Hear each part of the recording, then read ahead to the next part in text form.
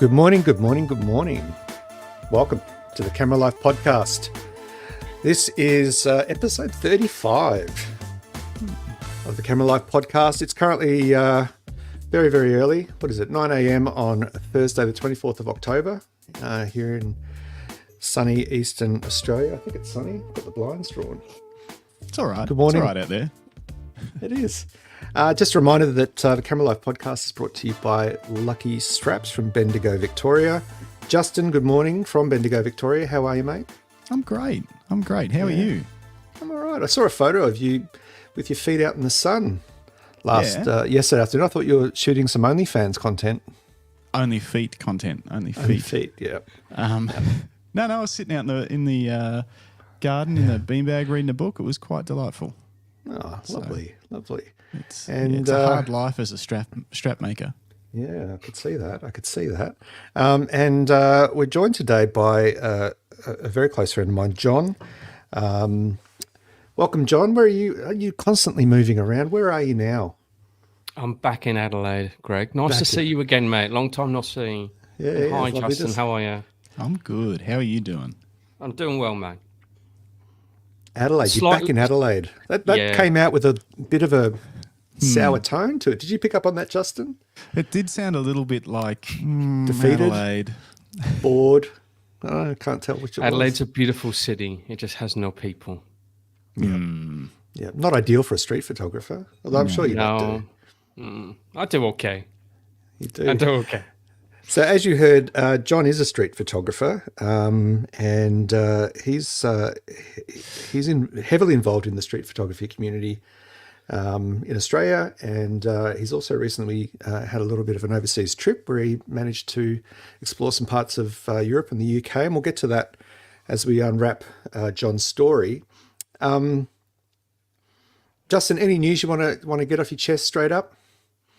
News, man. I don't think I have anything going on. It's been busy. We've had a lot happening. Flew up to Cairns for a wedding, so we're up there for 2 nights. A lot of travel, not a lot of time to hang out. So, no, it's just been lots of heads down working at the moment. Not a lot of exciting news.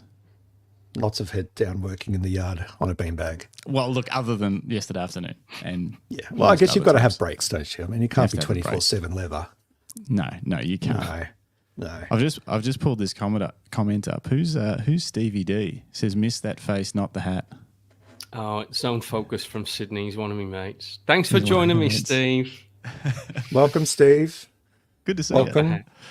And don't forget, for anyone following along either live with us now or later when the video is available on our YouTube channel, please feel free to comment, like, subscribe, tickle the bell button so you get notified. Our podcast airs every Thursday morning at 9 a.m. Australian Eastern Standard Time. Are we still in Standard Time or are we in Daylight Time yet? Daylight Savings Time. Thank you. Yeah, good point. So good point. Sorry, rest of world. Yeah. All right, let's dive in. John. Yes. Let's talk a little bit about your story, your journey in photography, not just street photography, but I'd like to start off with, what's your earliest recollection of being interested in photography? What made you pick up a camera and what inspired that? Well, I've always, back in the day, because I'm an old dude, all right, so we used to have film cameras and we always used to have, yeah, I think I've been grey a while, Greg, but yeah, I always had film cameras when we did our around the world travel and stuff. And I always used to just take photos when we were traveling, like the usual touristy stuff, buildings, blah, blah, blah, blah, blah. And then, I was the one who was least drunk when I went out with my friends, and I used to capture things like that. So I was half decent at it, meaning I wouldn't cut people's heads off, and I sort of knew how to frame. And then, you progress to the small digital with the inbuilt zoom. We had a Panasonic something or other, which we'd take on holidays, and that was about it. So, but my street journey started literally by accident when my work, because I was a bit adverse to smartphones, not because I'm anti-technology. I just knew once I got one, I would be addicted to them, right? Which I am now. Okay. It's in my hand 24/7, basically. As soon as I wake up, it's there. Check Insta. Yep. So with that, my work said, look, John, we're going to send you overseas. You need to get rid of the old Nokia brick. You need to buy a smartphone. Not happy, Jan. You know what I mean? But what came with that was a camera. So little did I, my other passion, Greg, as you know, is coffee. I love coffee. Oh, yes, yes. And so I started using that phone to take coffee pics. So that's where my online journey started. From there, I progressed into, on my walk to work, taking pictures of architecture, which is what I like. I love buildings and things like that. But I used to get really annoyed when people would walk into my street shots. Or my architecture shots back then. And I thought, you know, you a-hole, can you not just wait until like I've taken a beautiful shot of this building? So anyway, I thought I'd get smart and I'd start incorporating people into my architecture shots, not knowing that was street photography, because I only had a very small amount of time going to work. So that was it. And so that's how I fell into street photography. Oh, nice. With my smartphone. With your smartphone. That's blasphemy. Mark Fernley's done a whole book. Mark Fernley's done a whole book with his phone in Japan, and it's stunning. No, I kid, of course. Yes. Smartphones have real cameras. Dialing back a little bit, you talked about traveling with your camera. Was that with family, or was that as a young adult, out and about on the town with mates, that sort of thing? My travel, we were fortunate enough when we were younger with my wife, because I've been with my wife for 34 years. Yeah, I know a lot of you are going like, how? She must be a saint. You know what I mean? Yeah, you know, I think I've woken up with her hands around my throat a few times, and she just said I was having a nightmare. But it's character building. But yeah, we were fortunate enough in our mid-20s to do a round the world trip for 3 months. So we went through Canada and New York and the UK, Europe. And I had this tiny little Kodak Instamatic camera, and it had this really modern feature on it that was revolutionary at the time. It used to wind all of the film on first and then shoot and reload it back into the canister. And so if you accidentally opened it, you only lost the last shot that you took. So that was like marketing genius, you know. And we had that. And that's what I captured the whole of my European trip on, round the world trip for 3 months on that tiny little camera. And we took about 55 films of 36 exposures on each one. Yeah. Whoa.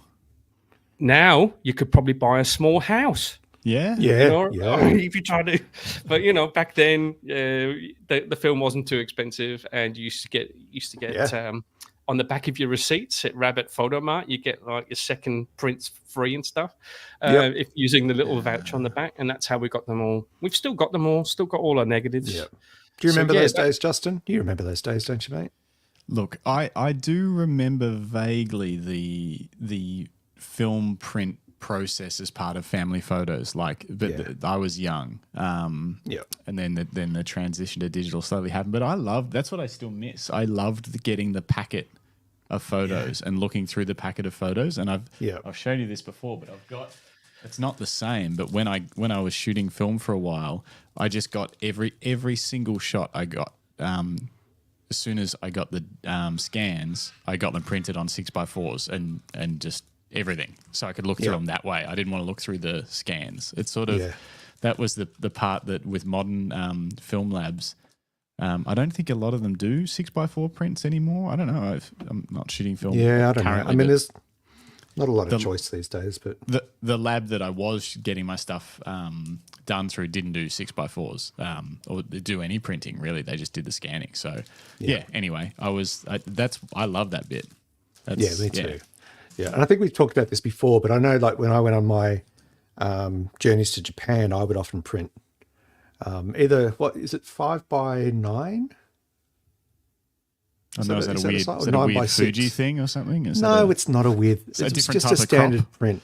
I would just go to like a kiosk at Officeworks or, heaven forbid, Big W, and I would get a ton of photos printed just because I just wanted that tactile experience of going through them and seeing them in different lights and showing them to people. Not that anyone really wanted a slideshow, but I do remember that the early days, like you said, Justin, of family film photography. And I remember my nan always had a camera, and we've talked about, she had the one with the cube, the ice cube flash that the you turny turned, flash. and it had like 4 shots, and that was it. But my nan would always cut people's heads off and that sort of thing. But I remember going to we would go to Kmart and we'd fill out an envelope and we'd put the roll in and we'd seal it up, and there was a drop box at the service desk, and then I think you'd get a phone call saying your photos are ready, or you'd come back in 5 days or something, and it was always exciting because you'd always start off with the contact sheet with all the little prints, and then the smaller ones. Yeah, it was such a delightful thing because today you get instant feedback from either the EVF or the rear of your camera.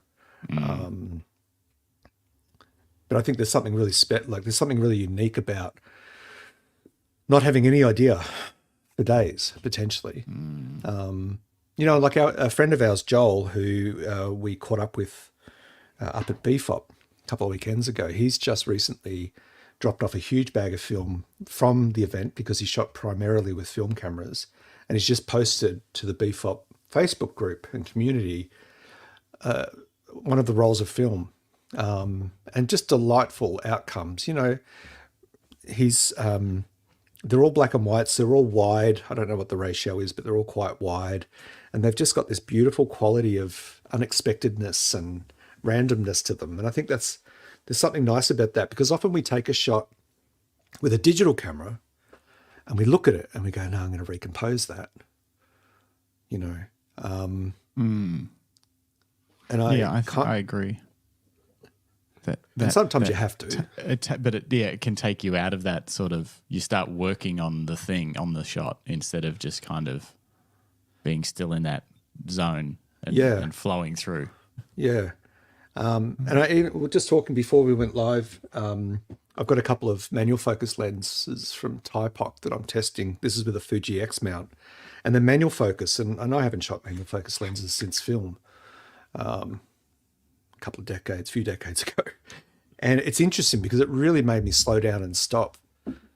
And I didn't run and gun because I didn't want to have, hundreds of frames that were out of focus. So it really made me slow down and stop. And it was such an enjoyable experience, that, that compositional value. Anyway, we digress. Well, just to fully derail the show before we get back into everything, have you seen the flashback camera? No. Okay, so I think Jim sent me to this the other day. I'm going to just bring it up because it's exactly. I'll just jump to a couple of quick comments. Do it. Sarah Nash, definitely not old, John. And what do we got? Digifrog, Tony. Hey, Frog. Good morning. Morning, Dave. Boys. What's up? Oh no, Dave. Did I say Tony? Where did I get Tony from? Tony's Jim's mate. He might roll with that. And Sarah's also said, that was my introduction to photography through my nan and her cube flash. She always chopped our heads off too. Yeah, it was a family joke that, when we'd line up to say cheese as a family at Christmas and birthday events, that someone would always say, usually my dad, oh, don't chop our heads off, Mum. What do we got here? So this is the flashback camera. Now, I'm not endorsing this because it's kind of a little bit silly, but apparently it's raised $800,000 on Kickstarter. Anyway, basically, it's got all the analog, digital, blah, blah, blah kind of salesy stuff. But the theory of it is you shoot, it's digital camera, not a film camera. But you shoot a roll of digital film, and then they you get access to them 24 hours later. That each roll of 27 photos is transferred wirelessly to the Flashback app, where they take 24 hours to develop. It's odd. Yeah, I don't know about the 24-hour thing. Yeah, it's kind of.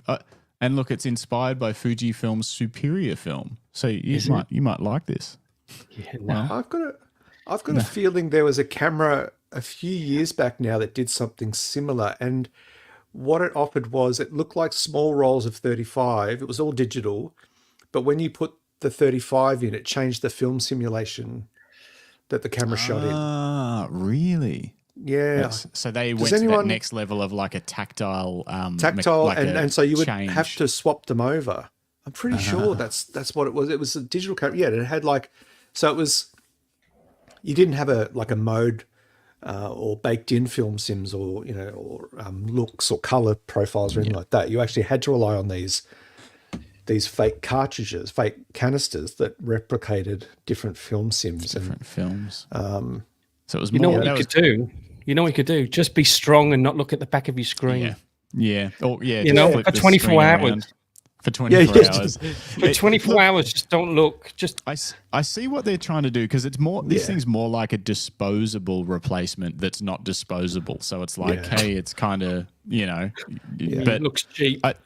It does. Well, you go to JB Hi-Fi or Kmart, and there's like one model that has Ilford, I think Kodak, Agfa. It's the same camera. They just brand it. So some company somewhere is mass producing these cameras, and some of the old film brands are just buying them up or buying the license to use it. So I do like that idea. And we talked a couple of weeks ago about the new Leica that doesn't have a rear LCD. So the M11P? No, what is MP? MDP? Something P? It's expensive. I know that. It's a Leica. It's got a red dot on it, so that's like an amplification for price. But and also the Fujifilm X Pro 3, that natively was it closed? Is that like that's kind of the default setting? Is so the screen is closed, but the back of it has a small a color e-ink display that's not backlit that would show basically the film simulation box end of the box, like you would do in an old film camera where you tear the box off and put the film in the frame. And excuse me, I get excited about Fujifilm. And to access the screen, you'd have to flip it down,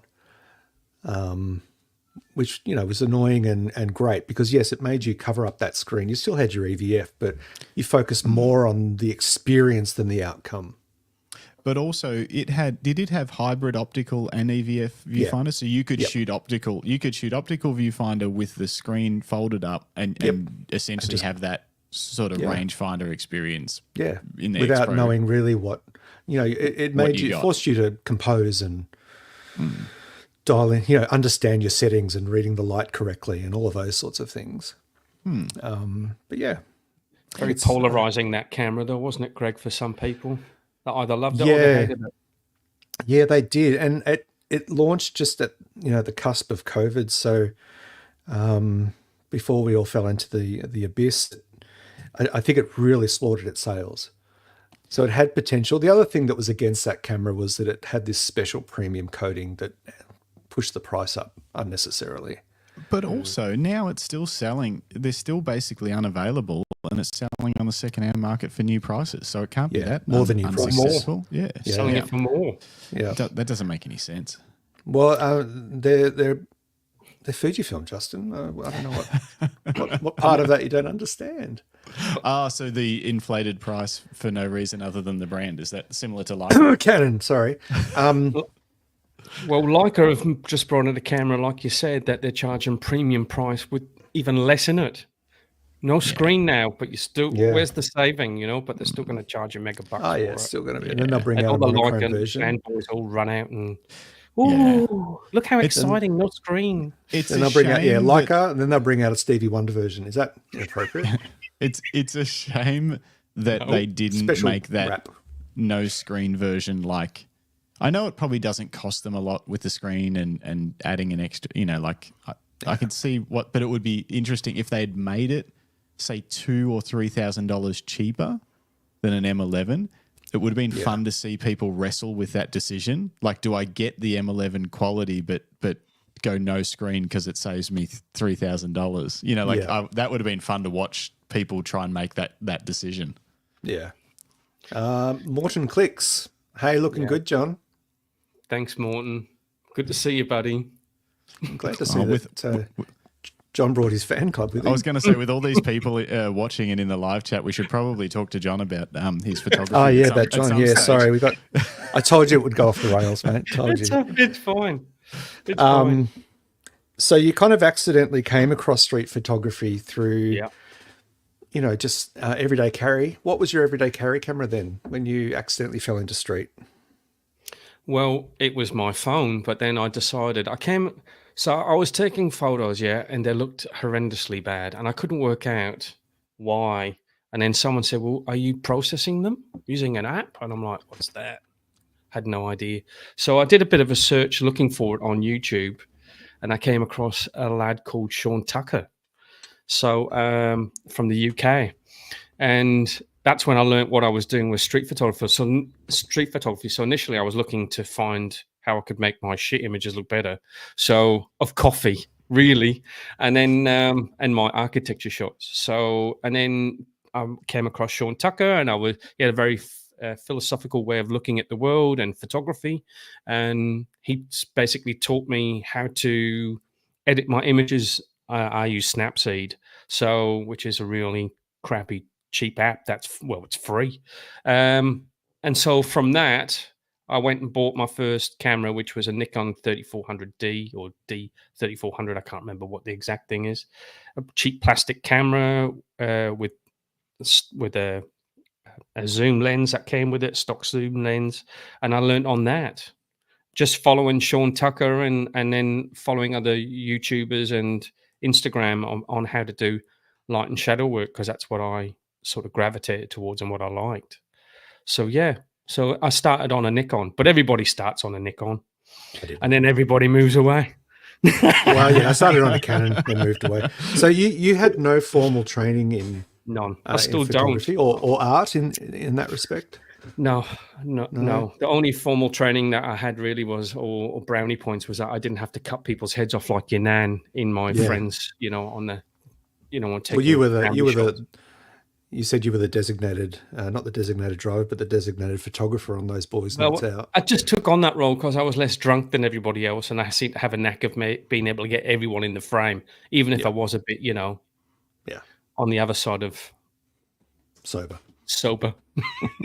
But so that's where it started, and then I decided, right, I did go to TAFE for 6 months because work were looking at training people, and they sent me to TAFE for 6 months, and the only thing, I still talk to my lecturer there. I quit because I wasn't getting anything out of it, and the only thing I found out in TAFE is that I like studio work, and I thought I'd hate that, but I just caught up with my TAFE instructor when I came back to Adelaide, and she had an exhibition of street photographers and stuff that they'd done a street session, and they had an exhibition at the TAFE in Adelaide, and she said she'd like me to come down and have a look and give my opinion, which was nice. And she said, "Oh, did you learn anything?" I'm like, "Nah, nothing streetwise." Yeah. But she's a very good photographer herself, so go to TAFE, kids, it'll teach you nothing. I'm joking. It does. It depends what you want to do, but streetwise, no, I didn't learn anything. I learned how to maybe use my camera a little bit better than I did. So, but that's the only formal training I've had.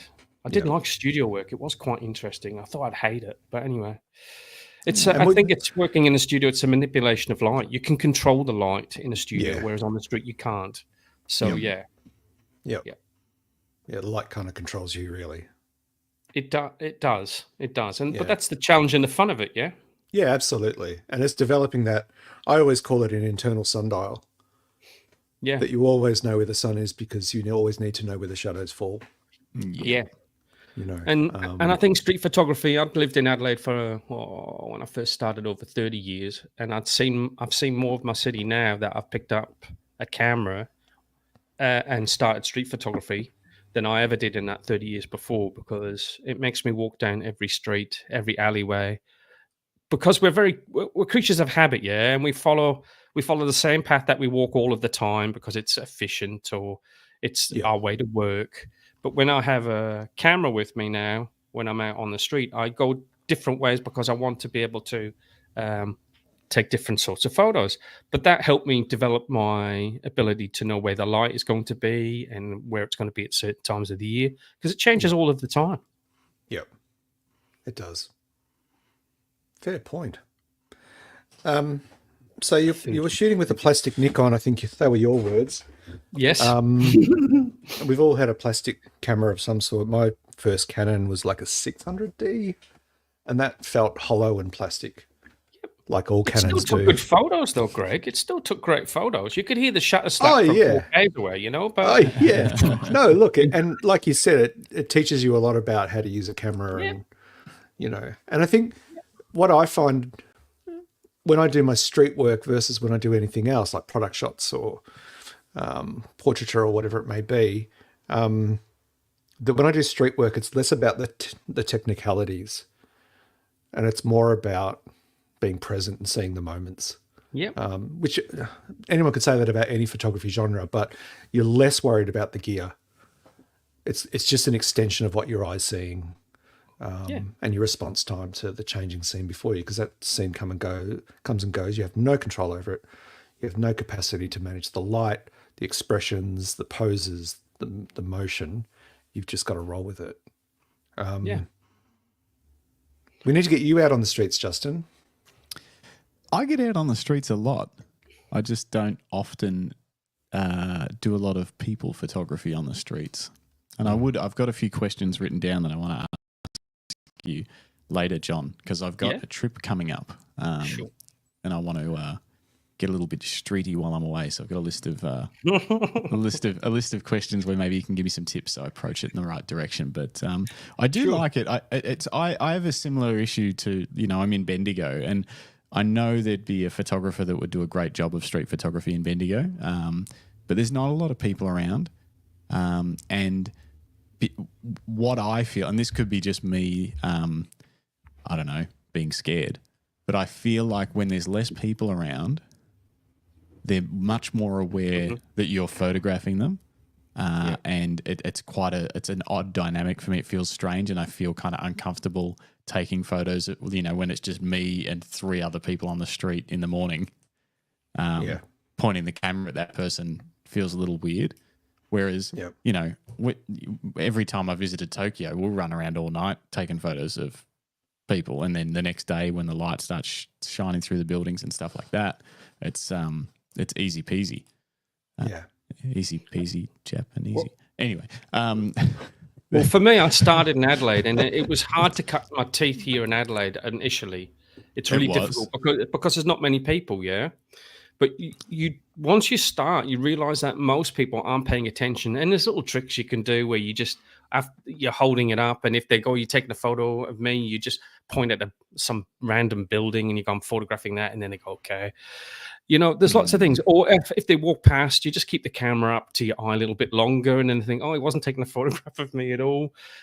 But you realise also that people aren't paying that much attention. They're often in their own little world within their thoughts, thinking about what they're going to cook for tea tonight, And the small amount of times that people do approach you, just be friendly and tell them what you're doing. Not everybody understands what you're photographing and how you visualize or how you've got your camera set up to take a particular image. So for me, Adelaide was difficult to start with, but it got easier with time. Oh, where's it gone? Oh, I don't know what happened there. That was a bit weird. And then when I went to Sydney, it was like a breeze in the park. It was so easy. So easy. No one gives a shit in Sydney. No one. And like you said, there's so many people. No one gives you a second glance. No one gives you a second glance. Although I have been assaulted numerous times in Sydney. So what? For street photography or yeah. Okay, all right. Talk us through. Give us an example. I've had my camera punched. So, and often it's by people who you're not even photographing.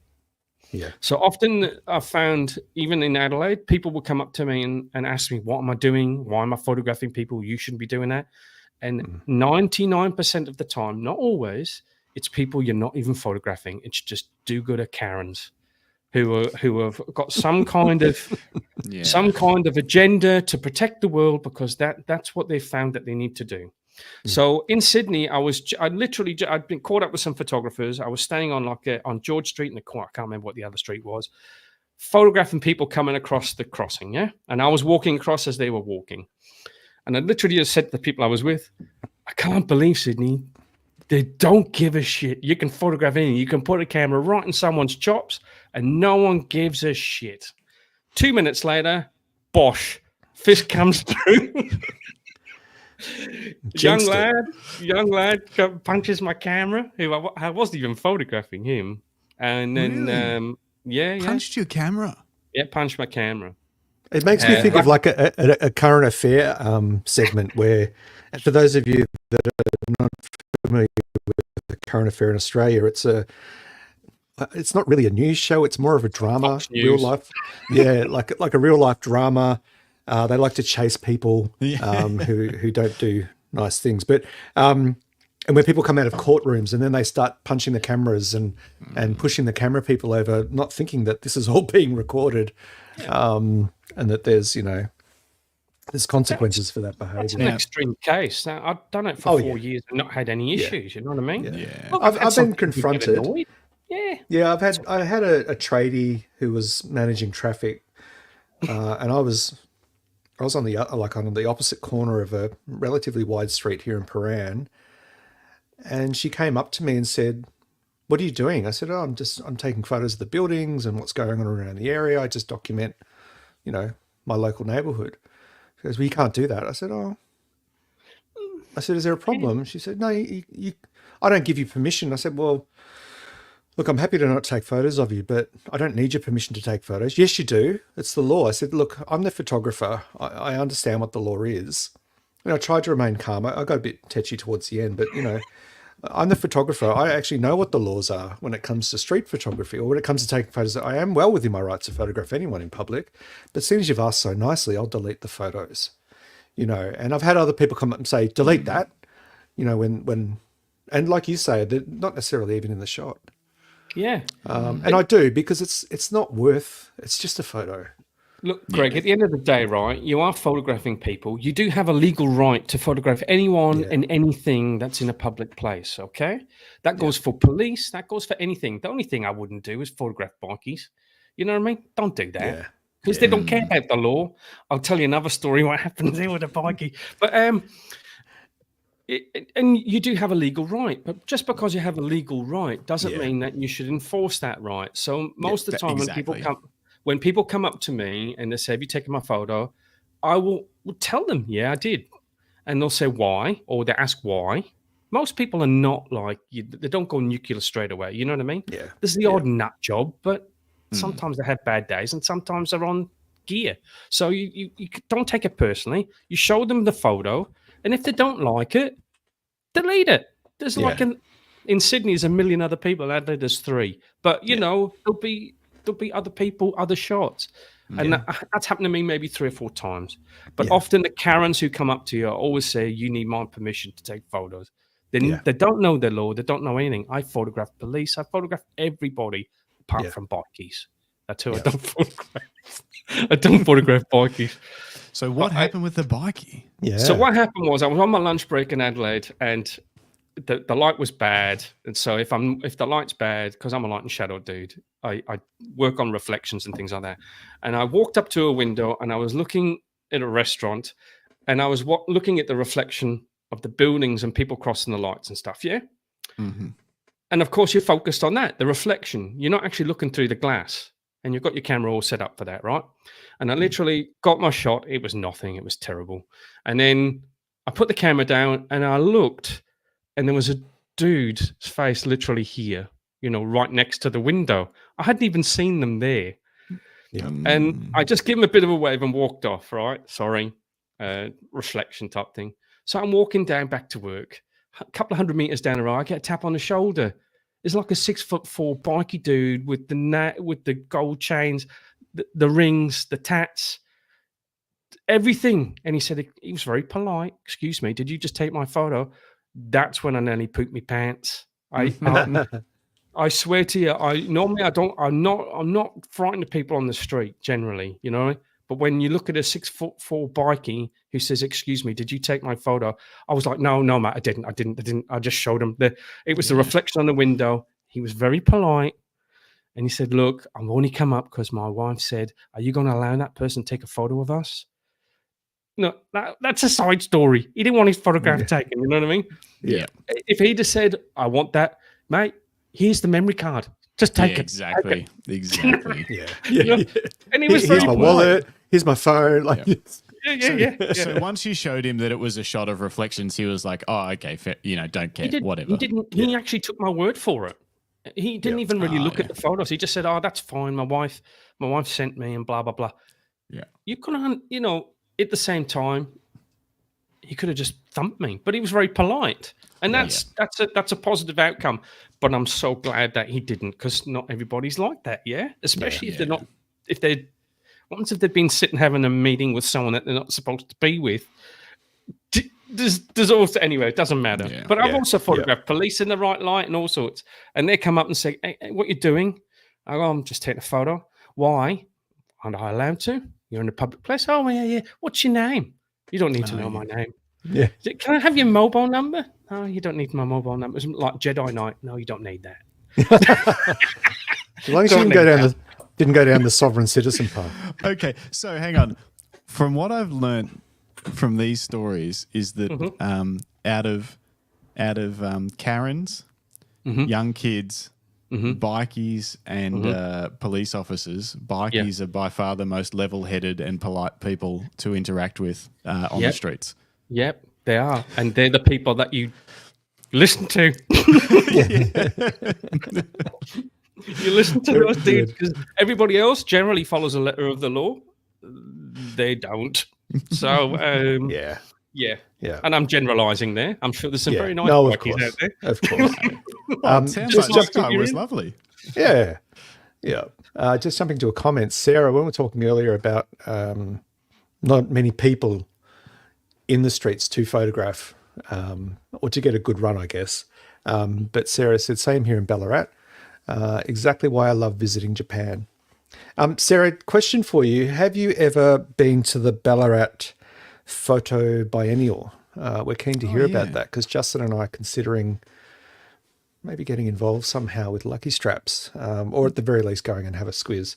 So let us know your thoughts, please, or anyone else that's been to the Ballarat Photo Biennial, which is next year. Sarah's an exceptional photographer, by the way. Exceptional. Very, very good. Would you like to come on the podcast, Sarah? Yeah, Sarah, please join us. Let us know. Be in touch.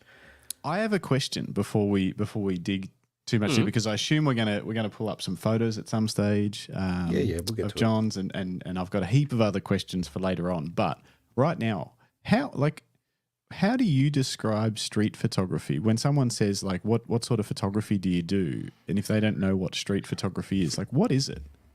Oh, what a bomb you could let off right here now, Justin. That's what I'm hoping for. Look, street photography, the genre is very polarizing. You have gatekeepers, and people have very strong opinions about what it should be and what it shouldn't be. For me, I think the interesting thing about street photography is it is quite a broad spectrum of what you can photograph. Yeah. And it gives you a lot of creative license to photograph different things without being pigeonholed into one thing. And that's what attracted me about it. But there's gatekeepers out there, and they know who they are, if anyone's listening, and something just happened on Instagram with Joshua K. Jackson. If anyone knows Joshua K. Jackson's work on Instagram, phenomenal photographer.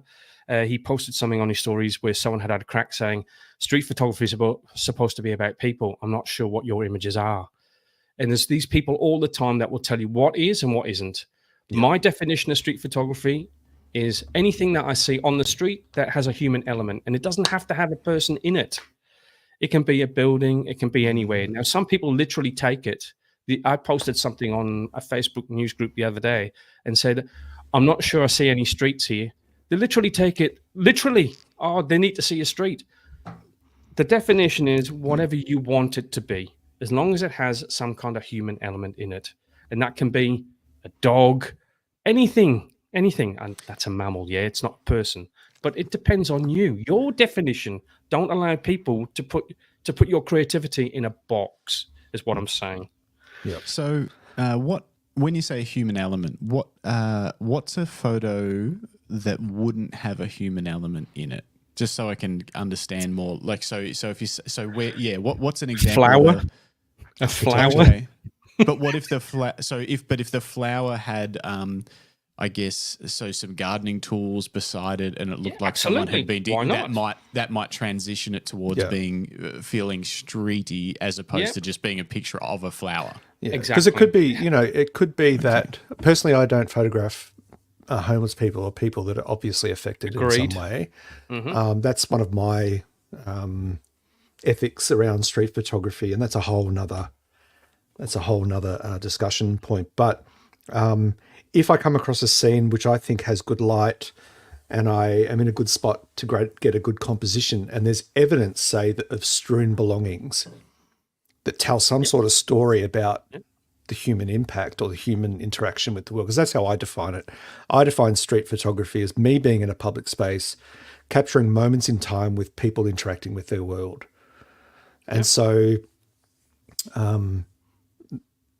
that image of, or that composition of someone having been there and evidence of them having been there and left some sort of mark, and maybe people are walking around it or people are looking at it, that in itself could be a composition where there's a human element or evidence of a human element. And Joshua K. Jackson, when I first started photography, when I first started coming into it, used to post an image of a dustpan and brush in Soho, because he's based in London, and he would photograph that nearly every day and post it. But it would slightly change all of the time, because he knew it was going to be there at a certain time of the day.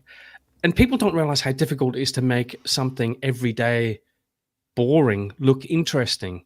And that's where I've learned how difficult it is to take an everyday scene and make it look something special.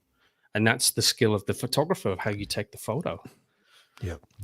I have a few more questions about what is street photography. Okay. Should it always be, what's the word? Not spontaneous, like unmanufactured. You haven't changed anything in the scene. You haven't set something up. You haven't said, hey, could you stand a little bit further over that way? Is street photography always unmanipulated, in terms of, obviously we manipulate our angles and our camera settings and all of that kind of stuff, but we don't interact with the scene itself? For me, yes. In my interpretation, every image that I take is candid. It's as it happened in front of my camera. I don't ever have anybody walking through or holding an umbrella or acting in a certain way. I don't set those up. I don't consider, for me, my interpretation, that's not a street shot. That's an urban photographer's whatever. Urban portraiture. Or urban portraiture. Now, some of those images are beautiful. Exactly. I love them. They're great. Even just to visualize something like that and be able to put it together, the composition and everything looks great. They need to be there at the right light and do all of those things. But for me, my interpretation, no, it's not a street shot. You ask somebody else, it'll be different. So I guess what I'm saying, Justin, is it always depends on the individual, on what they think. Yeah. The only issue I have is that I don't like being told that what I'm doing isn't street or whatever. That's fine. You can have your opinion, but don't tell me what is and what isn't, because everybody's different. So no, I set up shots. No, I don't consider that street at all. It has to be a candid moment that's captured. I don't take anything out. I don't have anybody walking through my scenes. I don't have any of that. Yeah, I think you're right. And I think, I've come across gatekeepers and, keyboard warriors with some of my street shots. And I've even had people just say, how is this interesting? Or how is this art? It's two people walking down the street. How is that art? And I think it's one of the biggest problems that I have with this sort of subset of genres around, street photography and urban portraiture and street still life, is that the genres, the need to classify it and put it in a genre bucket limits creativity. There's no reason why a wedding photographer can't ask the couple, let's head up the street, let's head up this laneway, for example, because you often see a lot of couples in a city getting street shots done these days, which is really interesting. head up there and we'll set you up because there's good light up there. But on the way, the photographer unknowingly takes photos of them because it's natural and it's candid and it's raw. Yeah. Well, yes, they're still street photos. Even though they're just walking to a portraiture setup, it's still candid street photography. And I think, I think those genre buckets really do limit the creativity and let's just look for beautiful images. It's interesting you say that because I went to a Leica event. I used to go to a lot in Sydney because they got great food for free. So wear my Fuji cap too. But also that's what I like about Leica. They've got a pretty good community and they like to put on displays and exhibitions and stuff and then invite people along for free, which is great. Well, they can afford it, can't they? Well, they can. And thank you, Leica buyers, for supporting mine. Great little canapes, and that was great. I didn't end up much in the promotional shots because I'm always wearing my Fuji cap. But anyway, there was a guy there. It's not always street stuff. He was a wedding photographer, and great. But he was also a street shooter, and he'd won a massive following. He's won all these awards, and I got talking to him. He's considered. I can't remember what the lad's name was now. I do apologise. He's won all these awards. He's considered Australia's top wedding photographer. And when I got talking to him, he literally was transferring his experiences of what he learned on the street as a street photographer into weddings. Yeah. So the compositions and stuff that he was trying to do and create, and that made him different. So now he's considered. But he said that a lot of his style came from shooting on street, which is interesting. I find that's great. Yeah. So it's like what Greg was saying. You can't cross boundaries. We when Jim and I were shooting weddings together, and I'm sure he still does it now. But we never did street photography. But like looking back at the way we used to do a lot of things, we would, through the day you set the bride and groom up in some spots and then try and get them to act natural and that kind of thing. And that's just wedding photography. Yeah. But we would always find cool angles and things like that, whether it be often while the bride was getting ready and then often during the reception, just through the whole night. Because through the reception, you get a bit bored when nothing's happening as a photographer. You can't just swan around and look for cool things. And I didn't realize what we were doing was kind of like street photography, where we'd find this really cool shaft of light or a reflection in a mirror or whatever. And if there was nothing happening, you just wait there for something cool to unfold in that scene, because like you've found this cool scene and you were just sitting there and just waiting, and then someone would walk through and you click, got it, yes, and then I'd run over and show Jim and be like, look at this, and he's like, it's not that good. But for me, that's kind of like the golden rule. You know how there's lots of rules in photography. I use the term rule flippantly, but for me, the golden rule for street photography is to be present. It's just to wait. You find a spot and you see some light, and you see that there's activity, and you can imagine the composition in your mind. You just wait. Yeah. And also, when you wait, you look less like a photographer. You look a little like an interloper, but you look less like a photographer. Like a stalker. You're just sort of standing there. I'm just standing there looking down at my camera, dialing in the light settings, and I look up, I see it, I take the shot. Anyway, sorry, I cut you off there. It's interesting with people because we all have this fight or flight mode, yeah, and people are very perceptive at different things, and they will notice something that doesn't quite fit. And if you're standing on if you're standing on a court, it's subconscious, yeah. It's how we're built, yeah. Yeah. And they will initially spot you straight away, even if you're trying to look inconspicuous and blah blah blah. But if you don't respond shifty, or you look nervous, they will quickly make a judgment subconsciously in their mind that you're no longer a threat. And then they just ignore you. And if you're standing on a corner for long enough, you just people suddenly, they look at how other people react to you. And if they don't react, they don't react generally. Yeah. Okay. We're like sheep. And as soon as you're not seen as a threat, out of their subconscious, you're no longer there. They don't see you. Even if you're lifting a camera. It's really weird how it works. I think John Meyerowitz has mentioned this numerous times. You just need to stand there and become part of the scene, and then you blend in, and then you become you're not seen. You're a ninja. Yeah. And but Justin, if you're standing there with an R3 and a 200 to 400, they will notice you. Yeah, but you know what? That's exactly where I was about to go with this. So I'm glad you brought that up. You know what's interesting, when I've been shooting around Bendigo a little bit, obviously, yes. One day I went out with the R3 and a 7200, not to shoot street. I don't know what I call what I shoot, but it was taking photos of stuff. And people react differently. You're obviously way more noticeable. Yeah. But if you walk with purpose, act like you're supposed to be there, which is how I would always act when I'm taking photos. The only time, like, no one, I think people thought I was a newspaper photographer.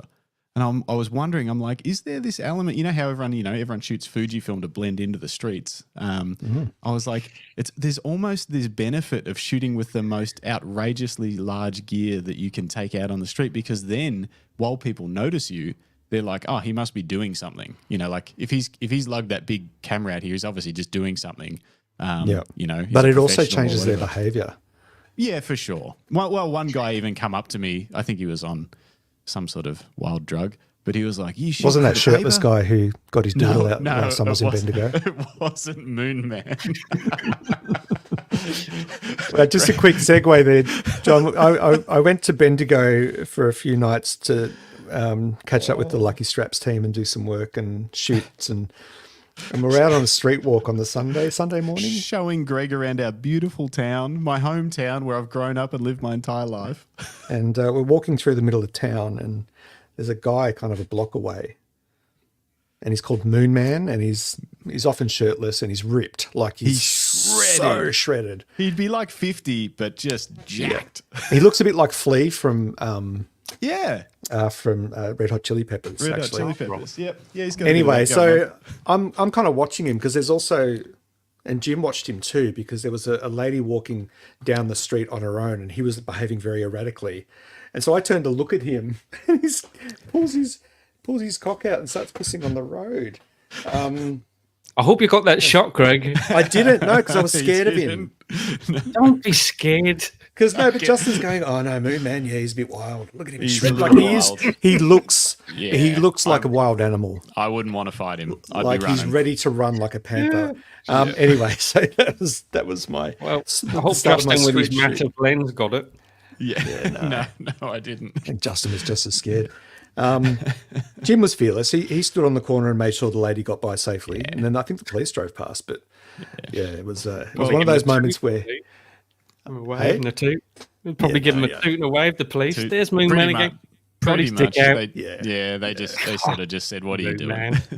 Before we move on to some of Justin's questions, I just want to take a very quick moment to look at some comments from the folks. Sarah, it's actually Zara. Okay. So sorry about that, Zara. Talking about the biennial and the biennial is world class.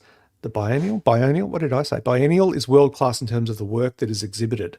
There's always a biennial shop that sells related products you could pitch to sell in. Oh, all right, we'll look into that. And just a reminder that today's episode, as every other episode, is brought to you by the team at Lucky Straps in Bendigo, Victoria. Who's next? Ezra. Good morning, Ezra. I'm a fellow Adelaidean. Is that a term? Adelaidean? Yeah, Adelaidean. Yeah, I like it. Adelaidean. I like that. Street photographer, and have recently come across your work, John, and just want to say it's so awesome seeing such amazing photos of Adelaide. Very inspiring. Thank you very much. And cool. Digifrog has said that it sounds like beef op. Sounds like beef op. Yeah, that was kind of. Yeah. I don't think I saw any didn't see much really nudity. No? There was a same-sex couple. Well, they were brought together as a same-sex couple in one of the stage shows when they were doing like a romantic shoot. They brought those two women together. Oh yeah, maybe. But there was they had to be posed. There was no genitals or nudity. No, bit of a letdown. I was promised nudity. They did say that. They said Matt said there'd be nudity. It'll get wild. Yeah, not wild enough, Matt. No, it wasn't wild enough. It'll wait for next year. very quickly before we head off into a whole nother area, and because I do want to look at some of your work, and I also do want to, at some stage, I want to dig into the gear that you use and all that sort of stuff, because I really want to find out about everything. It's all about the gear. It is all about the gear. All about the gear. It's all about the gear. A lot of bollocks. Anyway, yeah, go on. Just to cap off, when we're talking about like what is street photography and what isn't street photography to you, what about editing? Like, where do you draw your lines personally with what you can edit and what you can't edit and that kind of thing? Well, if anybody knows me, I'm the worst editor in the world because I hate it. And for many, many years, it's only the last maybe 12 months I've started processing raw images, and I'm thinking about going back to JPEGs, to be honest. Love it. I use Snapseed. And that's another reason why I like Fuji. I'm a Fuji shooter, if anyone doesn't know, with the hat on and the coffee mug. We only get Fuji shooters on this show. I've got another story about how I ended up with Fuji, but no, I don't take anything out. I don't alter anything. If people do, it's up. If they want to take the odd leaf out or a light or something, I don't do it. But I know people who do. Yeah. Personally, I don't do it. I think it's more interesting if you leave as much as you can in, because that's what actually happened on the street. That is what you're photographing. So what's the point? Yes, it's unfortunate that the council went and put a big, massive light pole there, but it's that's the way it is. And you know what? You can take it out with Photoshop, but everybody who walks the street knows there's a light pole there, and they know you've taken it out. Unless by some magical thing you can contort your body so that you can't see it, which is that's me. I always find that if you're not in the right spot, or you haven't composed it properly, or there's elements that you wish weren't there, you either take the shot and accept it, or you just walk on. Yeah, or it's not a good shot. Accept that. Yeah. You know. So, and I know you don't want to tell people what things are and what aren't. You don't want to impose rules. You just have your own kind of rules that you shoot by. But if you had to sort of have a stab at the general average of all street photographers, would you say most leave them kind of like that? They don't remove things, or it's just a wild mix of everything? Or would you say most street photographers sort of err on the side of, hey, that was the scene and that's what I shot? Well, speaking from my experience, the people I hang around with leave the stuff in. Yeah. And I think I gravitate towards people who are more that way inclined than not. Mm-hmm. And it's very hard to tell, especially with modern technology, you can take whole people out without anyone even noticing, and you can change the colors and you can do whatever you want. Look, I think at the end of the day, I think most people leave stuff in. In my group, in the circles I swim in, I think they lean towards leave things the way they are. It's funny because we can't tell too. So it almost feels like we're talking about performance enhancing drugs in the Olympics or something like that. You're like, oh, I think they're mostly natural, but there's got to be a few that are doing it. It's like, or breast implants. At the end of the day, it just depends on what you want to do, and if you, I think the most thing is be honest. If you've taken stuff out and people say, "Oh, did you take something out there?" and you have, be honest about it. That's for me, and I'll go, okay, it's a great image, but it's up to you whether you want to take that blah blah blah or leave that in or whatever. Yeah, just people got to do what they want to do. At least just be honest. If you've set an image up, say you've set it up. Don't say it was candid. You know what I mean? That's where I have an issue, when people hide the fact of what they're doing. That's me. I just don't like it. Just be honest about it, because people will say to me, "Oh, you set that shot up." No, I didn't. Everything I've done is candid, and people who shoot with me will see how I shoot. I shoot a lot. I take a lot of photos, and people only see the ones that look half decent. Yeah, that's the thing. They only see the ones that you've out the thousands of shoot images that you took. You got one decent one. You know what I mean? And they go, "You set that up." No, that's 3,000 shit shots. And that's I find that's pretty common with street work too. I'll go out best intentions, and sometimes I'll come back and I'll hate every single image. The light will be good, the streets will be flowing, and I'm not getting it. I'm not I'm not seeing it properly, and so I'm not capturing it properly. And then other times, I'll go out and I'll get, 20 or 30 bangers out of a couple of 100 shots. Yes. It's just the way, because it's so natural and candid, there's no control over what's occurring in front of you. You have control over how you manage the camera settings and where you stand, but everything else, it just may not work. You might look out the window and go, oh, it's sunny, there's nice shafts of light, I'm going to make the most of that. And you go out and all of a sudden it's overcast, flat and grey, and your mood changes. And I think do you find, John, sorry, mate, I mean, I know that all photographers need to be in the headspace to take shots, but do you find that your mood impacts how you see the light? Absolutely. 1000%. 1000%. Often you will mirror what you project, will you'll mirror back. It'll come back to you. So if you're in a shitty mood, people will be shitty with you. Again, it goes back to our primal instincts of how people can see things in their subconscious, and they see micro expressions. If you're like scowling and you think the world is a terrible place, people pick up on that. Yeah. And sometimes I go out when I'm not in a good headspace, and sometimes I get great images, but a lot of the time it hasn't been a pleasant experience on the street. Do you know what I mean? I might get great shots, but it hasn't been pleasant. I like talking to people on the street. I like interacting with them. If someone says something you talk to people to me, another no. Oh, don't interact with your subject on the street. Oh, no, you spoil the scene. Oh. I talk to people all of the time. I don't go up and say, look, can you just stand here and do this? If they walk past and they've noticed me, I'll go, hey, how you doing? You all right? You having a good day? I like your dog. I like whatever. Sometimes I meet fantastic people on the street that I would never, ever meet. You know what I mean? Because we swim in different circles. And it's just great. And I interact with people all the time. Sometimes if someone's annoyed, like I've photographed people in shop windows and stuff, and they're annoyed and they're like, what the fuck? Like, we don't take my phone out. And I turn it around and I show them. And then they go, oh, looks great. Because they think that you're taking some perfectly exposed shot of them like shoving food in their mouth or something. You know what I mean? And then you show that I've set the camera up to only expose for the highlight, and everything else is dark, and all they see is the food and the glass that's lit. And they go, fabulous. And then I've got little cards made up with my Instagram on, Giant Evertonian. There you go. If you want the photo, message me. Boom. I don't put my mobile number on there because it's nut job stuff. You know what I mean?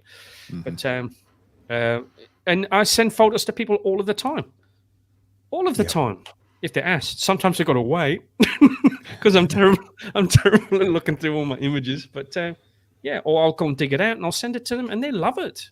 There you go. Thanks very much. Anyway. Nice. I can't imagine you talking. Can't imagine you talking to people quite candidly. You've seen me, Greg. I have seen it. I have seen you in action. The only time you stopped talking was to sip high quality coffee. Mate, I'm going to bring up some of your images. Justin, did you have some more questions? I mean, I do. I've got a ton here. I don't know whether we want to look through some photos first or what. Took that in Gothenburg. I got into an argument with my wife over that photo. What was the argument and who won? So, I won clearly because I got that photo. So we were walking around the first thing in the morning and we were looking for a coffee shop, and I only had my Ricoh GR2 on me. And I'd picked it up very last minute. I didn't have my Fuji with me. And we were walking along looking for a coffee shop at about 8 o'clock in the morning in Gothenburg. And I came across that scene. And I was a good couple of 100 meters up the road, and I just saw that down the end of the street. And I said, I've got to go and photograph that picture. Take a photo of that. It's a very, very quiet street. And my wife said, for the love of God, can we not just go and get breakfast for once without you taking a photo? I'm sick of this shit, blah, blah, blah, blah, blah. Now, my wife generally is very, very patient. But, when you're a street photographer, even if you don't have your camera with you, which is rarely, I always have it with me, it's hard not to see shots. Yeah. Now, we walked down. She waited for me up a couple of 100 meters away, like, annoyed. And I went down and I got that shot in one shot. One dude, I saw him walking down the street. It was such early in the morning, quiet, and click, bang. And I got this amazing, I think, it's one of my favorite shots I took on my whole trip. And it was a split second just because I saw it. I just visualized the whole everything. It looks like a steamboat at the back, and people say, "Is that a ship?" It's not. It's a big tall building, and it's more buildings. And there was that one slither of light there, and I was just lucky that someone came along, and one shot, bang, got lucky. The Ricoh is an awesome camera, by the way. The Ricoh GR is phenomenal. Very underrated camera. It is on my list of cameras to try as well. Get it. It's phenomenal. Yeah, that's interesting. So Greg, if you just go back up in my feed a minute. Sorry, Greg. No, I don't want to. Where? And if you see the middle shot there, that I got that photo literally 5 minutes after I had my camera punched. So, you know, when I got into an altercation with the young lad because it all kicked off, I didn't go, "Oh, I'm so sorry. I'm from the northeast of England. I have a temper, right? If someone assaults me, I have a crack back, yeah." So, and then the people I were with were like, "You okay? You okay?" I heard all this screaming and shouting, and I'm like, "Yeah, I'm fine." And then I looked down the road and I saw this dude coming down. He looked like something at the Sullivans, if people are old enough to remember, holding the Sydney Morning Herald. Not many people have newspapers anymore, dressed like that. And I got that shot literally 5 or 10 minutes after I'd just been assaulted. So just don't take things personally, and things will happen. They'll come to you. Just be ready for the next one. You know what I mean? And I was literally about 1.5 meters from this dude, and he didn't bat an eyelid. I literally almost stood in front of him to get the photo. But anyway, sorry, I didn't mean to. Greg. No, you're right. It's interesting what you mentioned earlier about seeing the light. Now, Justin, spent a decade as a wedding photographer, so he just identifies really pretty frocks. But for me, when I know when I'm out on the street, if I don't have my camera, I'm hyper aware of the light that I'm missing. Yep. Like I see the shafts, I see, and I see, even just seeing interesting people like this guy here. You know, I live in a city in South Yarra and Prahran, very busy, very multicultural, cosmopolitan, as my mother calls it. There's a lot of interesting folk around, and I'll be walking down the street, and I won't have my camera with me, stupidly, and I'll see these amazing compositions, and it's like, and I just become so hyper aware of that. Yep. Do you find that with frocks, Justin? Look, not so much with frocks, Greg.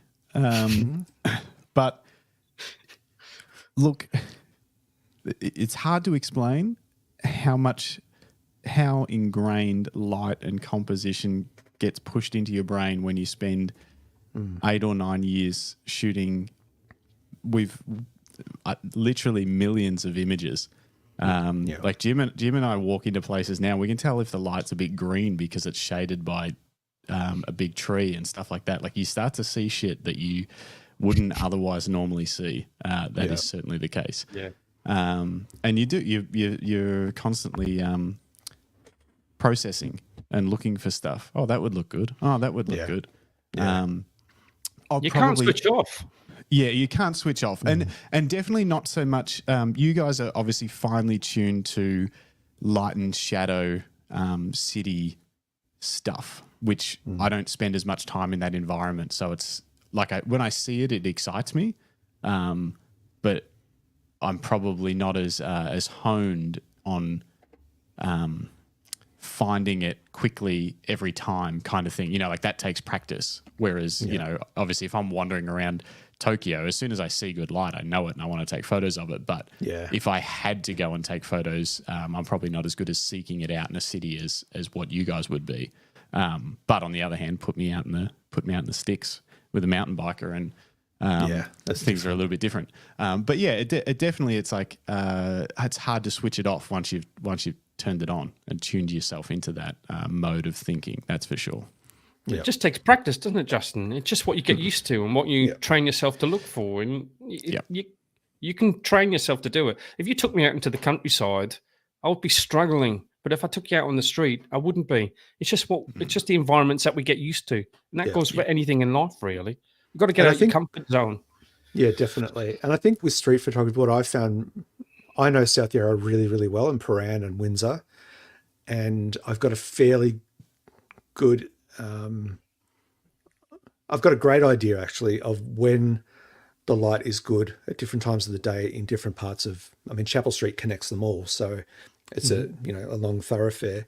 And the same with the city, with the Melbourne CBD, you know where light falls and you know which of the tall skyscrapers, I mean, it's constantly changing, but you know which of the tall skyscrapers will reflect gold or dappled or blue light into certain parts. So and that's going back to that whole thing of being present and being aware of what's going on around you and constantly looking for those light patches, those light traps, as I call them. And you build that over time, that you know where to go. It's like, oh, I'm going to head into the city. I've got to do something. Well, I'm going to take my camera. It's going to be about 3 o'clock. All right, I might, I might head to this side of town, or I might go to the Docklands because the buildings there bounce light down onto the Southern Cross platform 2 at this. But like it's interesting. In fact, I don't know if you put me onto this, John. There's a guy I don't know if he lives in India or if he went to India, and he did a street photography project where he went to the same train platform, this really packed, busy Indian city location, and he stood on the same train platform every day at the same time for weeks, and he took basically the same shot of the same train because it was mostly, according to schedule. And just seeing the people that were hanging out of the window and walking past, and for some it's like, oh, they were all the same. But when you look deeply at how the people are interacting with their world, that's when you start to get these little individual stories in every photo. Trent Park did a similar project in Adelaide on a particular street corner for over a year, I think, just photographing at the same time. Yeah. Standing on that corner. Yeah. It's an interesting observation of, what's happening around us, that most of us would walk past that corner, or the people that were using that train station, you wouldn't even think about it. But this guy was just these beautiful shafts of light on this old, dirty, dusty, rusty train carriage that had some really interesting colours in it, and just obviously the people coming and going. Just want to jump to a comment in that pause in conversation. Ezra, I'm very jealous. I just got the GR3X, going to take it for its first shoot today. So the GR3, John, you've got a GR2. I've been wanting to get a GR3 for a while now. But the GR3X is the one with the 40 mil lens. Yeah, I think so. 28. 40 mil equivalent. Yeah. Yep. So the original has like an 18, like the X70. 28. Crop. Oh, sorry. Yeah, crop. Yeah. 28 equivalent. 28 equivalent, and the GR3X. And now there's so many different models of the GR3. So there's a standard GR3. There's a GR3 HDF, which has a like a filtering kind of system in it, different filtering system. Then there's the GR3X and the GR3X HDF. Then there's the GR3X Urban Edition. And then there's a diary edition. Orange? No, that's the street one's got the special orange ring. There's one with the blue ring, and there's one that's like this. But you can't get any of them in Australia. No. They've been out of stock for so long. So Ezra, I'm really keen to hear how you in Adelaide, of all places, managed to get your hands on a GR3X. Did you import it? Ezra, local? Is your profile picture? Are they tarp surfing? I've taken photos like that before. It's so much fun. I'm pretty sure that's what it is. Oh yeah, it does look like that. Yeah, so like as they come through, you whip the tarp over like it's a barreling wave, and they get in there on the skateboard, like, That's pretty cool. Yeah, we've done that before with some kids. They loved it. Yeah. I think I saw George's cameras in Sydney have GRXs in stock. No, so George's. Go on, Greg, buy one. No. Okay. No. I got my XT5 in George's. Yeah, I used to work for George's. I used to write for them. Yeah, during the pandemic. Never again. Let's jump to some more of your images. Moving on. He's not bitter at all. I absolutely love this photo. Yeah, that's excellent. Again with the GR in the airport in Barcelona. Yeah, I think it's absolutely stunning. Thank you very much. Yeah, I don't have much more to say on it. It's just absolutely amazing. Talk to us about traveling You've recently come back from a trip. You've mentioned Gothenburg, which I have no idea where that is, to be honest, in even though I Sweden. follow you closely in Sweden. And you went to Spain and the UK, is that Yeah. right? So tell us So about yeah, Gothenburg. You went to a festival there from yeah. memory. I had to go back to the UK because unfortunately, my father passed away during COVID, and I couldn't get there because Australia was in lockdown, and I needed to go back to the UK to scatter his ashes. So, as part of that, I decided to make it a bigger trip. So, I've got family in Spain as well. Gothenburg came about because it just so happened that I didn't realize at the time when I booked my trip that the Gothenburg Photography Festival was on when I was there. So I cancelled Barcelona and I flew to Gothenburg, and I'm so glad I did. It's a wonderful festival. It goes for 2 days. Great speakers. I entered. I don't normally enter competitions, but I entered a competition just basically to support the festival, really. And I out of 750 images that were submitted, I was in the top 20 for color single image. So, uh, Really? yeah, and a Melbourne photographer, David, I don't know his surname, won the category for group photos. So he won the main award. So yeah, Australia. I was there with Mark Davison, my Street Life podcast host. He was there with his wife as well. So yeah, we had a wonderful time there. I photographed. I didn't. It wasn't really a holiday to do street photography. I'm there with my wife, and I have to be aware that she can't stand around on street corners for 20 minutes at a time or 10 minutes, and walk around the same streets. So it wasn't It's really a not photography conducive to a holiday. healthy relationship, is it? It's not. That's why I'm still married, No, Greg. I That's why I'm know. still married. I know, Okay. mate. You're doing well. 34 And years. so I photographed in London a few days. I caught up with some lads there. Don Stevie, Ibby, and a lad called Chris Harrison, who's also an award-winning photographer. Caught up with them for just a day in London. Yep. Photographed in my native northeast because I went back to see my family. How was that for you? How was that going back to, how long had it been since you'd been there? I was going back to the UK quite a lot to see my grandparents. I was going back almost every year. Unfortunately, they've both passed now, and also my father. So it was a bittersweet trip, to be honest, because it was the first time I'd been back in the UK with one of my grandparents, and my dad wasn't there anymore. So Yeah. it was great to see my family, and I love my town in the northeast. But the UK it's in a terrible place economically. They're really struggling. It's super expensive over there. And I just photographed around my town a little bit. My two cousins that I was staying with one of my cousins. They go out and swim every morning. It's 6 o'clock in the morning in the North Sea. And trust me, it's summer. It's summer there at the minute. They said, "You going to come in, John?" I'm like, "I've got 3 layers of clothing and a jacket on." And they're going in to swim in the North Sea. Wow. Yeah, I'll give it a miss, thanks. I want to see my my 2 little fellas later. You know what I mean? I'm not going in there. But what I did was I decided I was going to photograph them, and I put up a few images of them just doing what they did every day. And Yeah. because I can't sleep, I'm up awake at 5 o'clock.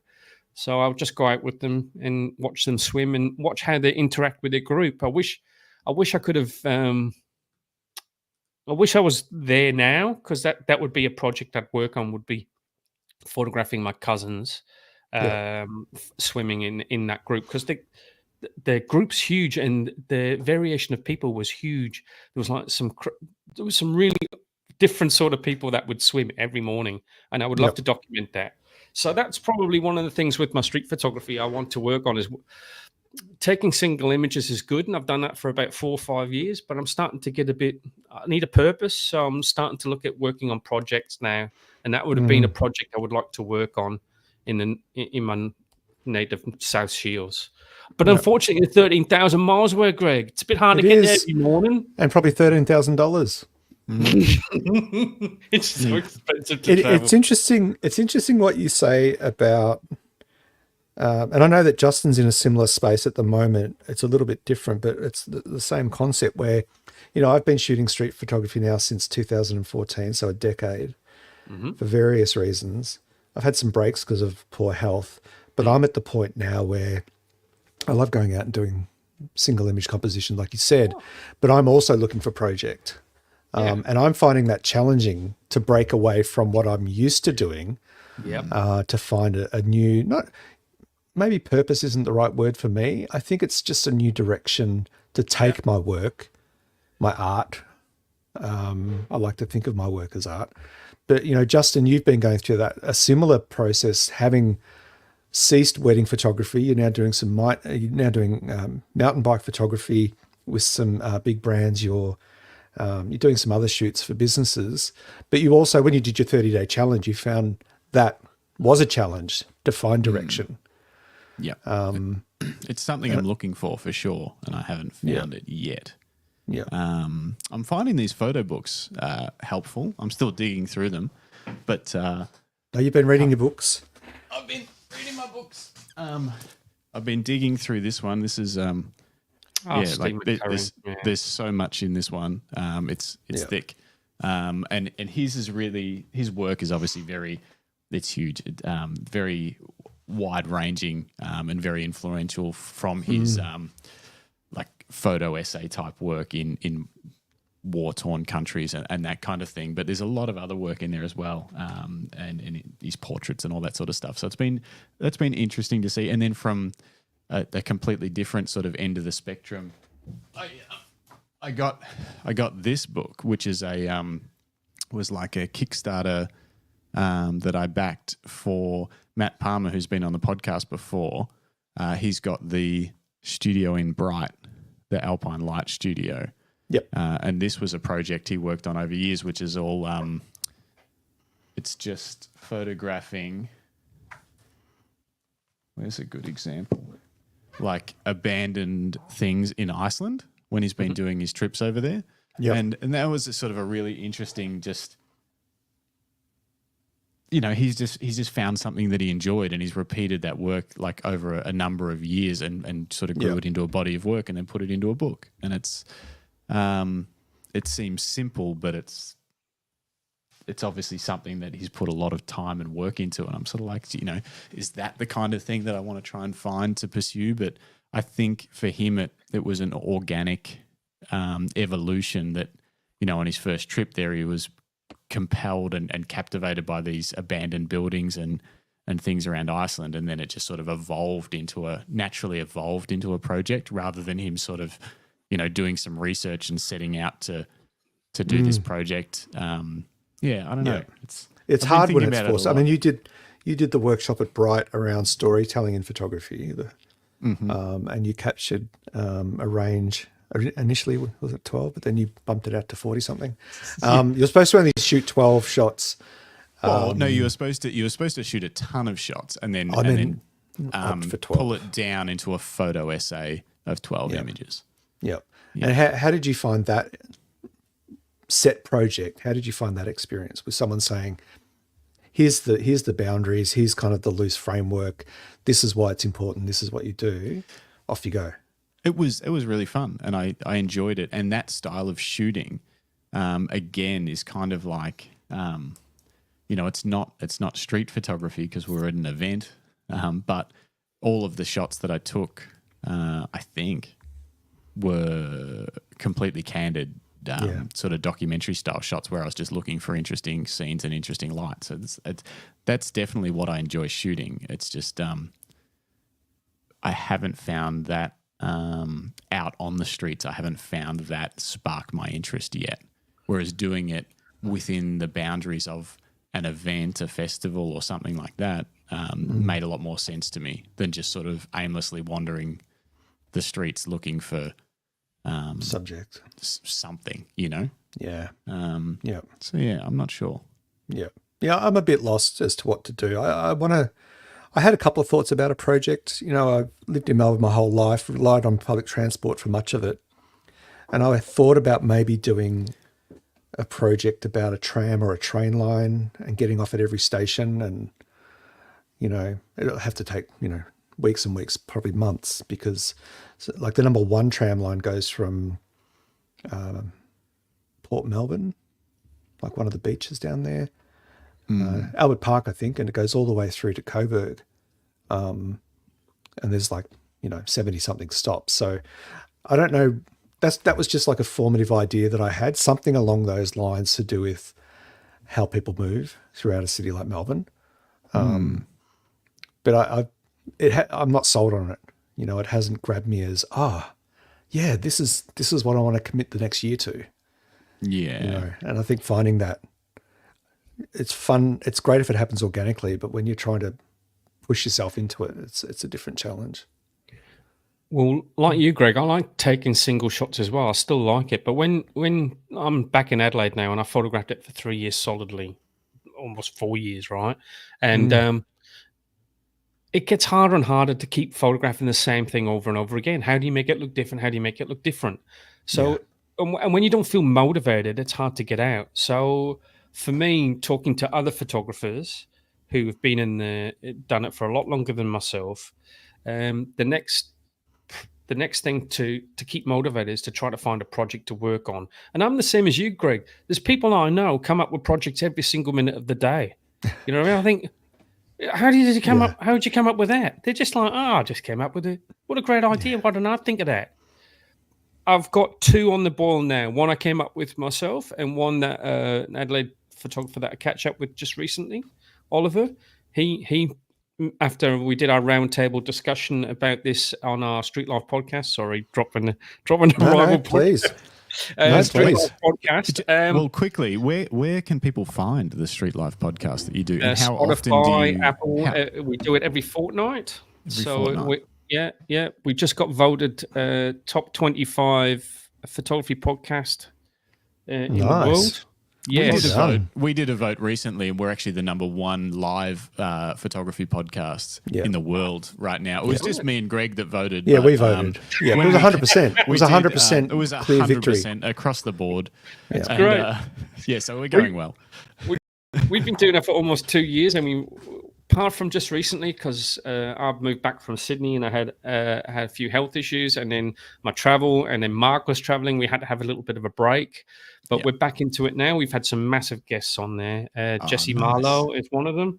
Martin Parr, Matt Stewart, both Magnum photographers. Mark Fernley, Sean Tucker. We've got Matt Black lined up, another Magnum photographer to speak to us. So Narelle Audio, who is Trent Park's wife, is agreed to speak to us. So we've got some Melissa O'Shaughnessy spoken to us. All right, stop now. You're just showing off and putting our podcast to shame. Jesus. Didn't you read the contract before you got on the show? Yeah, but technically, we've got John on, so we're like absorbing all of those guests like power and put them in. We've got the best of them. The best of them. I'm channeling them all. But my point is talking to those people. But that's how you learn, and that's how speaking to those people. They all have projects. They're all working on projects. Yeah. So now Jesse Marlowe's project went for 10 years. You're talking about a month or a year, Greg. Jesse's was 10 years in the making before he released his book. So, you know, and that's one of the questions. When's a project over? And nobody really knows. Yeah. You know when you know. You know when you know. Imagine, Greg, like, you know, the trams of Melbourne. Obviously, you could look back now and think, oh, imagine if I'd started that project 20 years ago. But you could start it now. Be a Sony shooter, though, Greg. And imagine what it would be in 20 years. Don't you ever? Yeah, true. Yeah, they'll be hovering. They'll be hover trams, all built by Tesla. And you conducted by robots. On your Sony with your 100 to 5,000 size zoom. No, I'll never capture anything on the Sony. I don't understand them. Soulless cameras. Very good, but soulless. Very if anyone's listening along at home or in the office or in the gym, please add some comments. Let us know if you have any photography projects on the go. You don't have to spill your trade secrets, but what have you done to find inspiration and some form of project? Is it something that you're wanting to pursue and you're equally stuck like us? And we can go from there. Speaking of that, John, I saw on your Instagram, I've scrolled down a bit, and I saw a bit of yellow. Yeah. Was this a project? Was this a collection that you just pulled together from images? Just pulled it together. Yeah. Yeah, I love it. Thanks very much. And it was just things that had taken over many, many years, you know. So in various different places, I can tell you exactly where every photograph was taken. That one in the middle right now is the Commonwealth Bank on Elizabeth Street. It is. It is. Yeah. See? Yes. It is indeed. Wow, that is a well-photographed wall in Melbourne. These two particularly are clearly photoshopped, surely. They're so good. Nope. I love how That's crisp fake. That's AI. Yeah, it's got to be fake. Surely. AI. Nope. Yeah. Yeah. Got to be. They're Must so be. good. Not those two. photoshopped. I've I've boosted the saturation on the yellows a bit, but photoshopped. Yeah, when I was scrolling through, those two immediately stood out to me. Yeah. Scroll down a little bit, please, Justin, on the bottom right there. Go across the one next to the reality is? I'm so clueless. I wouldn't know how to use Photoshop. I don't like Photoshop either. I wouldn't tell you how to take stuff in or put. I'm clueless. Yeah, I don't need it. Justin You uses don't it, need so I'll outsource to him if I ever need it. But Photoshop, I don't think it's loaded on my computer for 6 or 7 years. We avoided it like the plague. We'd get into Lightroom. So if we had to remove something from like a wedding photo, and it was like, say, a bin, there was just an ugly bin in the background, and we're like, we should probably get rid of this because, we're professionals. And we would sit there and muck around with the Lightroom like removal tool for ages because we just did not want to open it up in Photoshop because we were lazy. It's just it doesn't work with my. I never learnt the tools properly. me neither. I can't even use Lightroom. Lightroom's awesome. Yeah, I use it a little bit. Hey, speaking of Snapseed, do you know the origin of Snapseed? Do you know what because you say you use that a bit for your mobile editing and stuff? Do you know where it came from? No, I think it's a Google thing, and but prior to that, no idea. What was it called? Nick FX. Oh, was it? There was a suite of plugins that I used that were actually great. Google bought them out, and Snapseed was like the mobile light version of those plugins. It is a super great app. I still use it now. I think it's Nick FX. So there was like a great black and white plugin. Yeah, Nick. Hang on, but they sold. So then Google, I think, sold it. They bought it and then they sold it to DxO. I'm pretty sure. Right. So the Nick Collection 7 is still available, and it's the Nick Silver Effects black and white plugin that you can use with Lightroom or I think standalone. Because they were very early on the ability to put like a zone and then affect that zone. I can't remember what it used to be called. Like you could sort of touch on the screen on Snapseed and like lighten or darken that area. It was basically like a radial, dodging and burning. Dodging. Exactly. But it wasn't a brush. It was like a radial filter in Lightroom. It is, and I use that a bit. Yeah, it comes in real handy. They were very early on that, like a long time. I'm pretty sure a long time before Lightroom was doing much of that kind of stuff. But yeah, they're black and white conversions. I'm just saying, they used to have noise reduction. So there was Nick Define, Viveza, which is like a color one. They did HDR when that was all the thing that, do the HDR stuff. It was before Lightroom had a lot of this stuff built in. Yeah. And I used them a ton and it was really good. And so, that's Snapseed was all built on that technology. So you kind of say it was a basic editing thing, but it was actually quite powerful for what it was because it was using the same sort of engines that they were using for these more advanced plugins that you use with Lightroom or Photoshop. Anyway, history lesson. There you go. Thanks, Dad. Yeah, you're welcome. Which, Greg, you want me to pull one of these photos, these yellow photos up? I was just going to say one of my favorite, just to the right of the yellow wall shot, one with the person in the yellow suit. Yeah. So this is a natural shot of John's, no color swapping, no manipulation. I think it's an amazing composition when you think of all the elements that make it interesting. And it's a really common area in Sydney, just off George Street there. So, so tell me, lots of people take these shots. So when this photo unfolded for you, how long were you here for? How many other shots did you take of people that weren't wearing yellow suits before this happened? Like how did it unfold? I'd been there. I can't remember if I was with people or not. I'd just been there 5-10 minutes. It's on my if you're a street photographer, you normally have a round of streets that you walk around, blah, blah, blah, blah, blah. And it was just on my round. And then I'd photographed that area numerous times and nothing had happened. All different things, or people are standing in different spots. And I was literally just standing at the top of the stairs thinking if someone interested would come up or down, it would be great. And then this person in a yellow suit, I mean, what people go, oh, you've changed the color. No, I can show you the raw image. You know, it just happens. You've just got to be ready. So you must have giggled with glee when you saw them walking along. Greg, they do smile, don't they? You know? Yeah. But you know, I've stood in that area nearly every time I'm out in Sydney because I like that. There's that spot there that I like, and I always shoot around it different times of the day.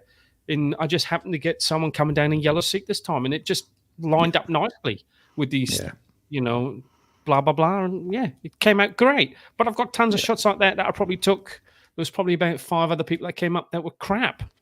Yeah. You know what I mean? Terrible. Yep. Didn't work. Didn't look good. About presence. You know? But it's just, it's perception, isn't it? Oh, look at that. How lucky was he? Not lucky. Well, lucky's a lot of it. Oh, how good is he? Look, I don't care what people say. Street photography is a lot of bloody luck involved in it. Yeah. There's a lot of luck involved in it. Sort of, because you have to put yourself in a position to let that luck unfold. Like you have to know how to use your camera. You have to know, how to read the scene and the light. And then you've got to put, like you say, the time in. You've got to be out there for hours over and over and over and over again. Yeah, the time and the patience. I'm not very patient. I know some people who would stand there for an hour and a half to get the right person in the shot and work that scene. I give a place 5-10 minutes. I think the longest I've ever given a place is 20 minutes. And then I move because the light will change anyway. And it won't look the same scene that I initially saw. And then I have the philosophy that if I'm wasting all my time here, I'm missing a shot that's just around the corner that could be better. I believe that's called FOMO. It's a philosophy of so for me, right, when I go out shooting, I just look at it as walking around my city with my camera, and if anything happens in front of me, I'll capture it. I don't go looking for scenes. I don't go, blah blah blah blah blah. I'm gonna work this scene until I get exactly what I want. I just shoot it, and then I move on and shoot it and move on and shoot it and move on. If it's there the next day, I will. But like Greg said before, that's the other thing. You learn where the light's going to be, and at different times of the year, it'll change. And because the light might be reflecting on that wall for a couple of weeks because the sun's at the right angle, it hits those windows and it reflects in that spot. In 4 weeks' time, it might not be there again. It not might for another be. 12 months, Exactly. Yeah. Do you know what I mean? So that's why you always have to keep going over and over and over and over a place. You know, and that's what I tell people. They go, how'd you get that shot? Blah, blah, blah. You just need to keep going. And like when I got to Sydney, people, the street photographers go, not George Street again. For me, it was new. I'm thinking, George Street is amazing. And they go, oh, but it's so boring. It's the same thing. It's not. It's never not the same thing. It's never the same thing, you know? Yeah.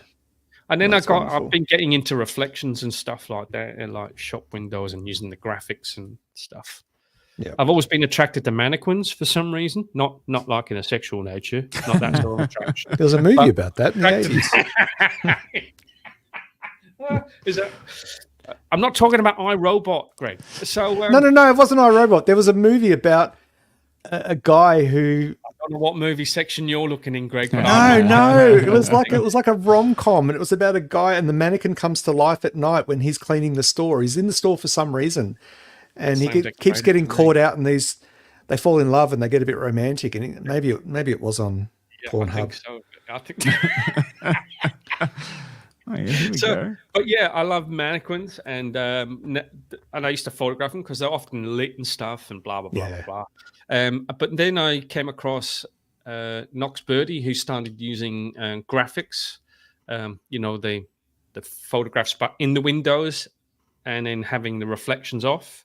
Yeah. So using and then I've been starting to incorporate it and just building on that, trying to build layers into like shots. I've starting to work with slow shutter. It's just everything, you know. That's a nothing shot just on on Oxford Street. You know, I just like the fact that the colours. But it just depends what you like, and there's nice light. It's not an outstanding shot. One of my favourite shots is the one just to the right of that, where the guy's standing having a fag outside the Cancer Institute. I mean, I love it. Yeah, The Hansen what a Centre for story. Cancer Research, and there's the dude having a fag. I mean, Yeah, for me, good. it's also the humour on the street as well. Yeah, you but know? it's a great story, isn't it? It's such a You know, he saw me coming. He was actually in the middle, and he saw me walking up because I quickly hurried over. That was taken with my Nikon. So one of my first ever street shots. yeah. Very nice. So it's humor and junkster and all that other stuff. So John, you now made the wise choice. You're a Fuji shooter. Yeah. What's your typical street kit?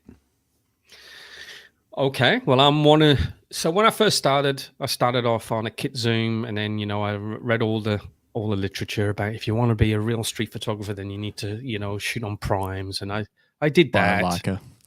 No, I'm not that steep, but I'd rather travel and photograph than buy an expensive camera. I just like eating Justin. their cheap. I just like eating their free food, mate. Like I said. So, and then I moved to Fuji, but I was debating about whether I was going to buy, because I like the Fuji colors, right? And there was a lad called Beware My Fuji, Tom. A nice young lad in America, German lad who lives in America.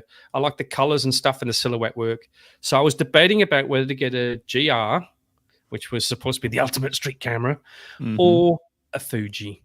And so I was in Melbourne to photograph for a thing called Sitham, shot in the heart of Melbourne, which used to be run by Aspie. That was my first ever exhibition. I was there to photograph, and I decided, I had my Nikon with me. I was going to buy a Ricoh. One came up secondhand, but the lad that was selling it decided at the last minute that he was going to keep it. So I went and bought a Fuji, and I bought an X-T3 with the 18 to 55 kit lens, which is great. Yep. And I bought a 35 and a 23mm primes. And I shot a lot on primes. That taught me how to use composition and getting close and blah blah. Use your feet to, you know, zoom, all that stuff. But I nearly got hit by cars so many times. I nearly got killed numerous times using my feet to zoom, because I don't shoot. I shoot lifting the camera to my eye. I don't use the back of the screen very often. And then I moved back to a zoom a few years ago. So I shoot on a big zoom. I shoot on the 18 to 135 zoom. And that came about because I bought it for work, because my work at the time, when I worked for the University of Adelaide, found out I was a photographer, and they wanted to bleed me and use my skills for free to photograph events, which is great because I got paid as an administrator, but got to photograph. And I thought I couldn't do it on a prime. So I went and bought a 18 to 135 zoom for events. And then I thought I'll take it out on the street to shoot with it. And I really liked it. It's not the sharpest lens in the world. It's not a very good lens, but it was $500, and it gives me options. So I always set my lens to 35mm, which is a 50 on a crop sensor, because that's just how I learned. And then it gives me options. I will zoom with my feet when I can, but I will zoom in with using my lens if I think there's a shot there worth taking. And that's what I do. But then I'll always move it back to 35, because that's the focal length I like to shoot at. And I'm moving more towards 35 on the crop, which is 50-ish. Like a 50, yes. 50, like yeah. So that's about where you sort of see things. Yeah. Okay. And that was just because when I first started, I watched a lot of YouTube, and everybody said, you should shoot at 35. And I was so naive and stupid, I didn't know what a crop sensor was. That made it 50. So I went and bought a 35mm prime, thinking that's what I was shooting at, and it was a 50. But that's how I taught myself to frame up and how to see the world. So I still like to shoot at that focal length. I am changing a lot. I take my 10 to 24 zoom lens on my Fuji out if I'm shooting in crowds, because I really want to test myself to work in crowds close up. I use everything to shoot, everything. So what's your full kit now? What's everything that you've got available to take? You really want to know? Yeah, tell us everything. I want the whole list. What's everything I've that got you the own? 18-55 kit lens. I've got the 18-135 zoom. I've got the 200 or something or other, 50-200 zoom, which I never use. I got the 10 to. I use it to shoot my city from the end of my street when I'm catching the sunset. That's what I use it for, and it's a hell of a zoom. I can see people down in North Terrace. It's amazing, and I'm 7 k's from the city, so it's pretty good. Nice. But I never use it. If I was a Sony shooter, I would, but that's their preferred focal length. I've got a 35mm f2. I've got a 35mm 1.4. I've got a 23mm f2. I've got a Ricoh. I've got an X70 Fuji. I've got an XE3 Fuji. I've got an XT3 Fuji. I've got an XH1 Fuji. I've got an XT5 Fuji. Worst camera I've ever out of the whole Fuji lineup. My XT5. Biggest disappointment ever. Why? Ever.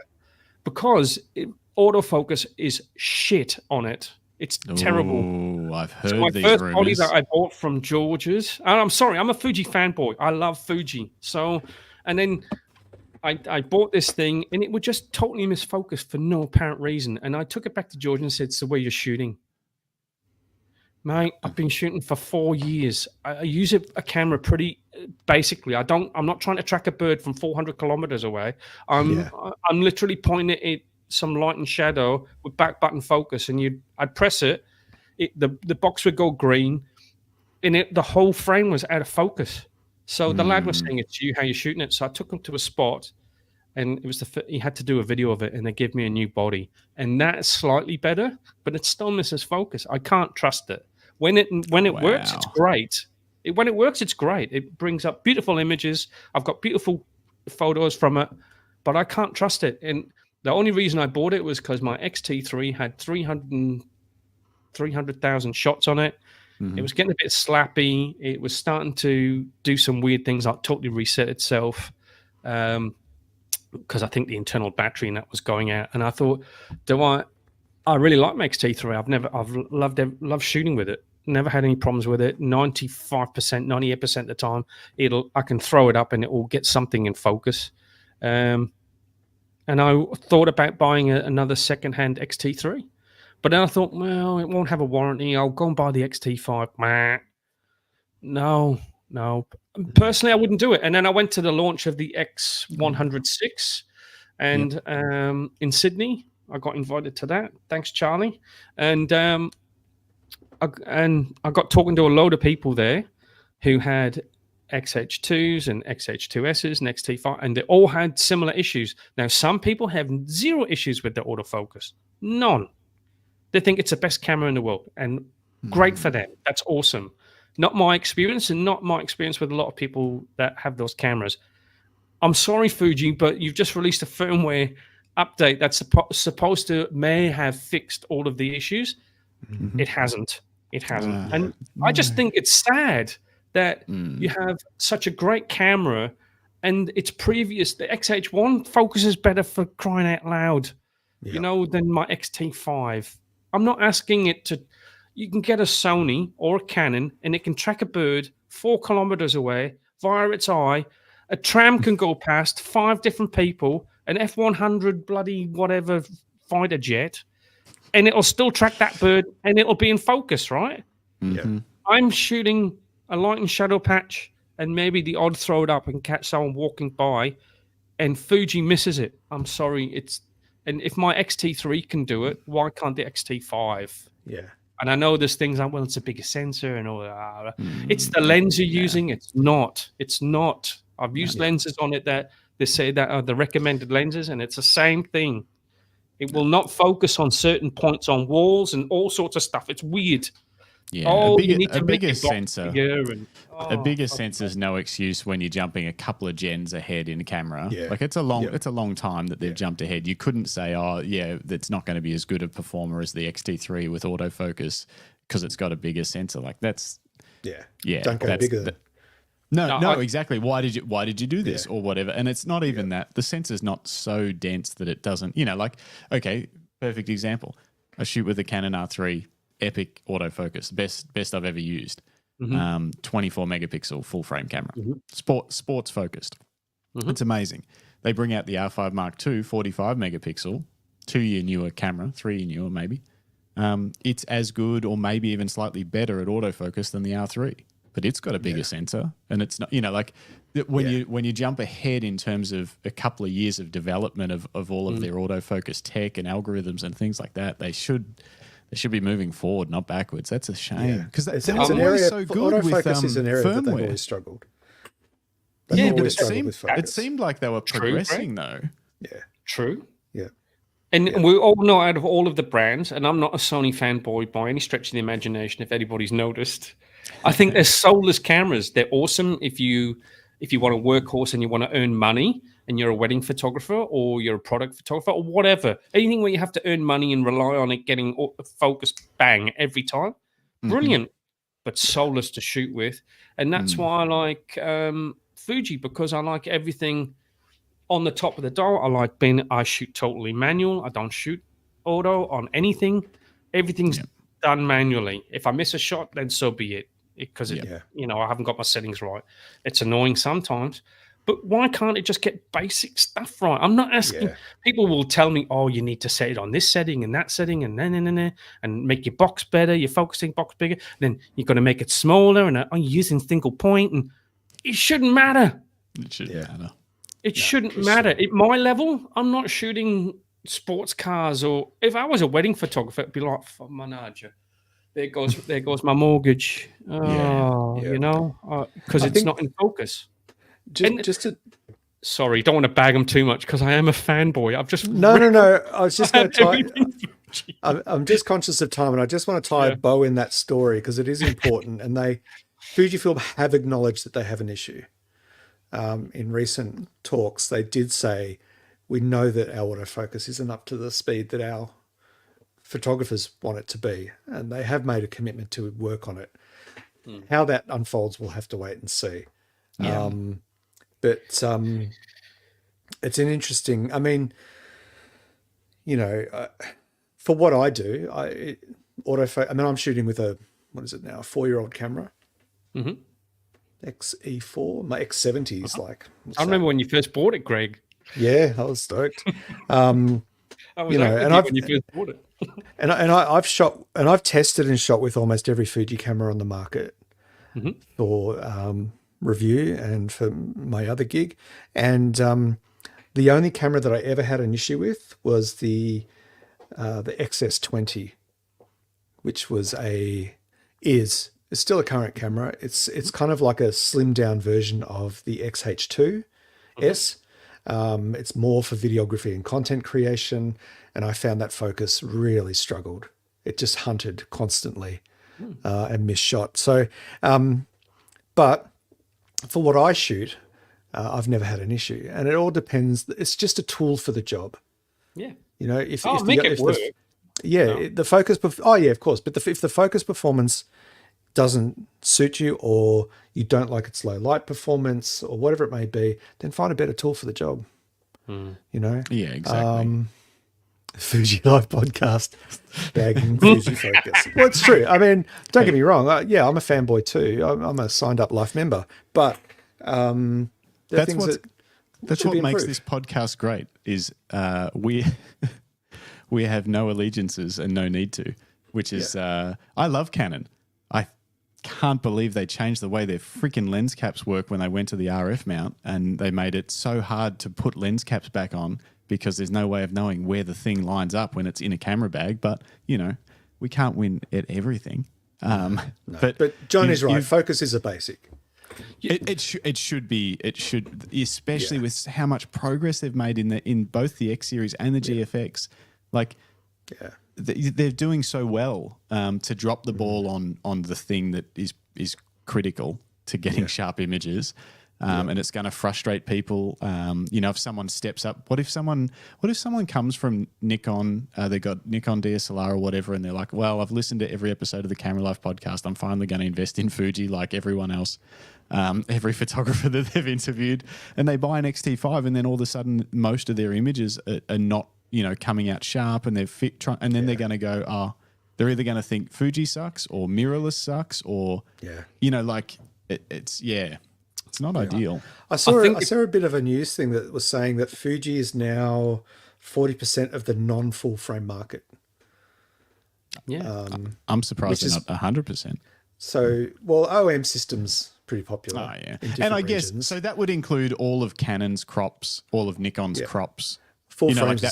Medium formats, large formats as well. Yeah. That's big. So it is pretty big. I just think it's important that if you are a fan of a brand, that instead of just saying how wonderful it is all the time, if it's got issues, they need to be aware of it. If anybody asks me, I'll tell them. Someone asked me the other day, should I buy an XT5? And I said, if you can find a really good XT3, go and buy that. Yeah. That's just my opinion. It's all about opinions, and some people haven't had any problems, so lucky them. Yeah. Before we drift off the subject of cameras, I'm implementing a new what do you call it? Like a segment. I need a sound effect. I haven't got a sound effect for it, so I'll just use Greg's favorite. We haven't discussed this, but no, you go for it. No. Greg's favorite sound effect. No, I'm going to come up with a sound effect for it. Maybe it's this one. No, not that one. Where's my? That's the Fuji. You need to label your buttons. The Fuji autofocus sound effect. We talk about this every week. Oh, damn it. Anyway, I'll get a sound effect sorted, but the segment is, what is your zombie apocalypse camera and lens? Like if you just had one for zombie apocalypse, end of the world, you just have to grab one camera and one lens to document your travels of trying to live life in this new zombie world. What would that be? For me, it would have to be a GR. The GR2. Yeah. Because it's small and I can fit more food into my bag. Nice. I like it. You know what I mean? And maybe a machete. Yeah. And a bag of coffee beans, a grinder, and a... Yeah. Do you want to know what's funny? Pot. I've got it listed here I've just made notes of the questions I want to ask before the end of the podcast. I'm going straight to it now. Do you have a home coffee machine? And if so, what is that? I have a Lilith coffee machine, but I drink pour overs, so V60s. Okay. Yeah, black coffee now. Yeah, black coffee. Well, I've switched to black coffee in the last couple of months, and I've been contemplating. We just do like long black, like espresso, and then, So, what should I try? Pour over? Is it?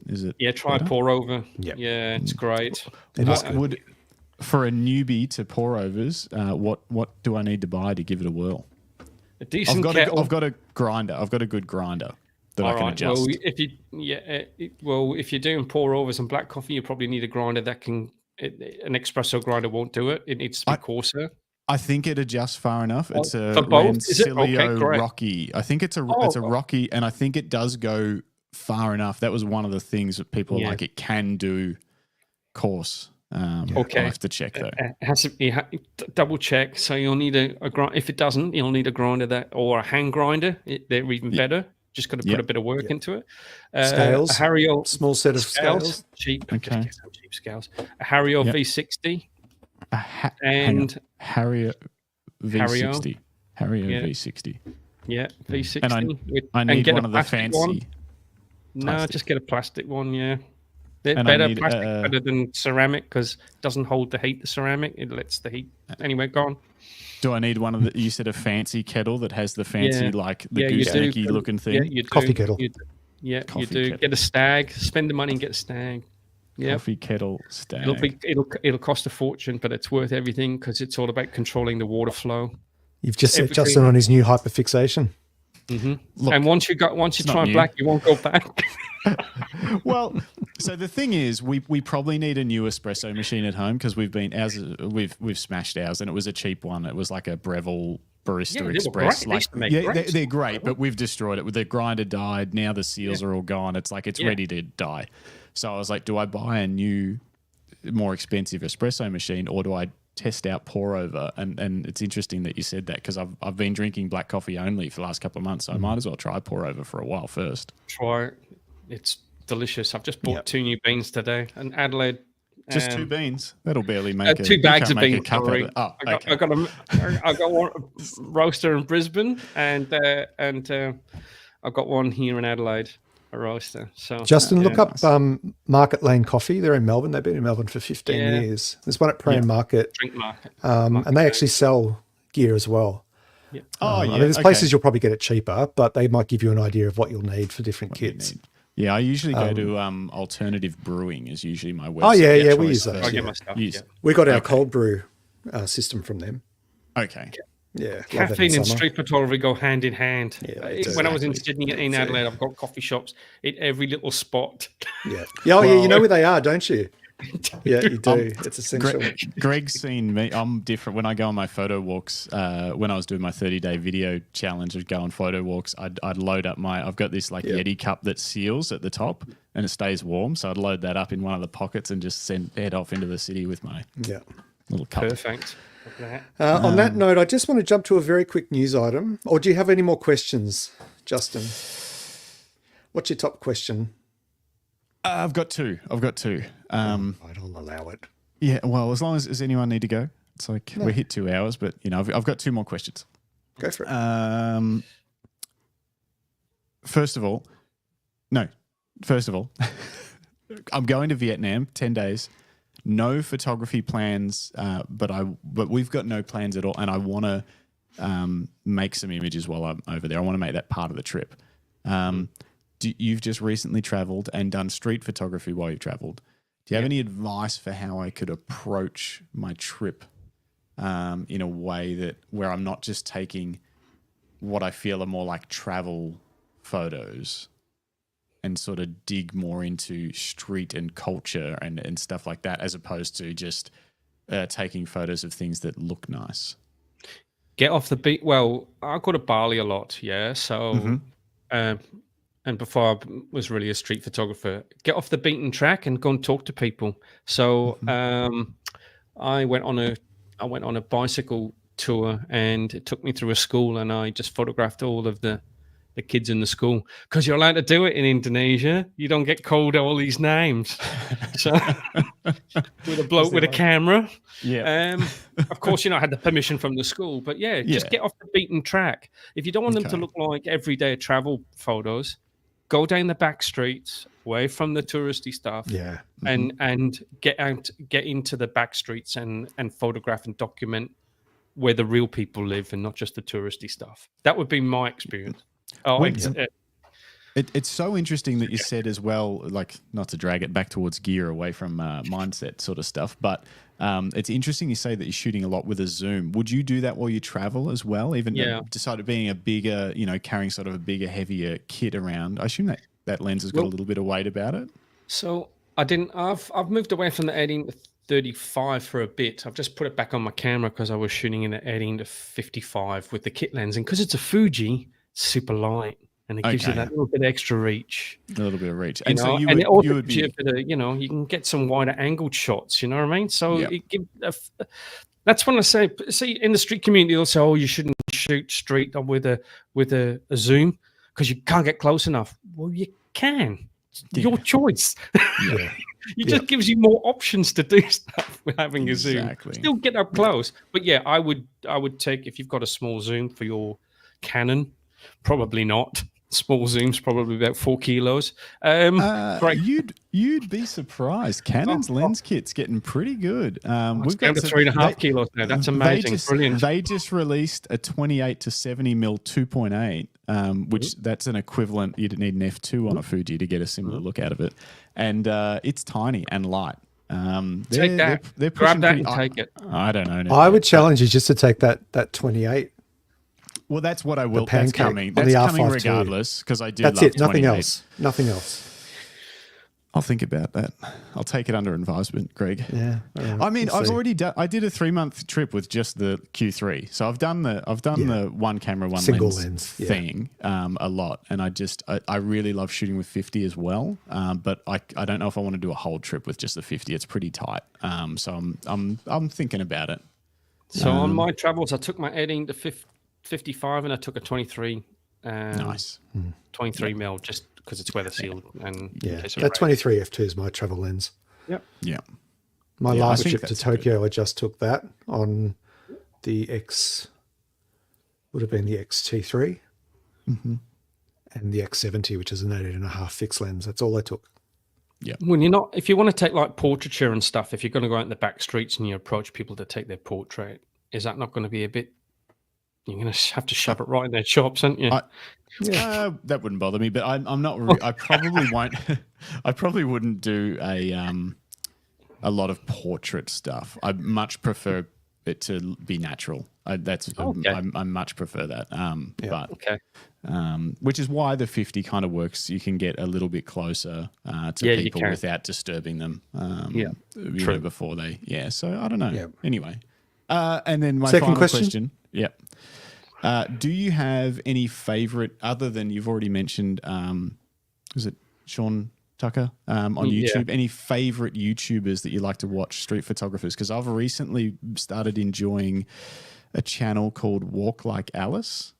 It's like a husband and wife that kick around with their Leicas taking photos, but they take the photos of, they take the behind the scenes stuff, and you can see that it's real. Like we were talking about how you don't know if people are editing their photos and stuff like that. Like when you can see the process unfold, it's great to then just be like, okay, that's how they made that image, and it's not, they didn't set it up or anything like that.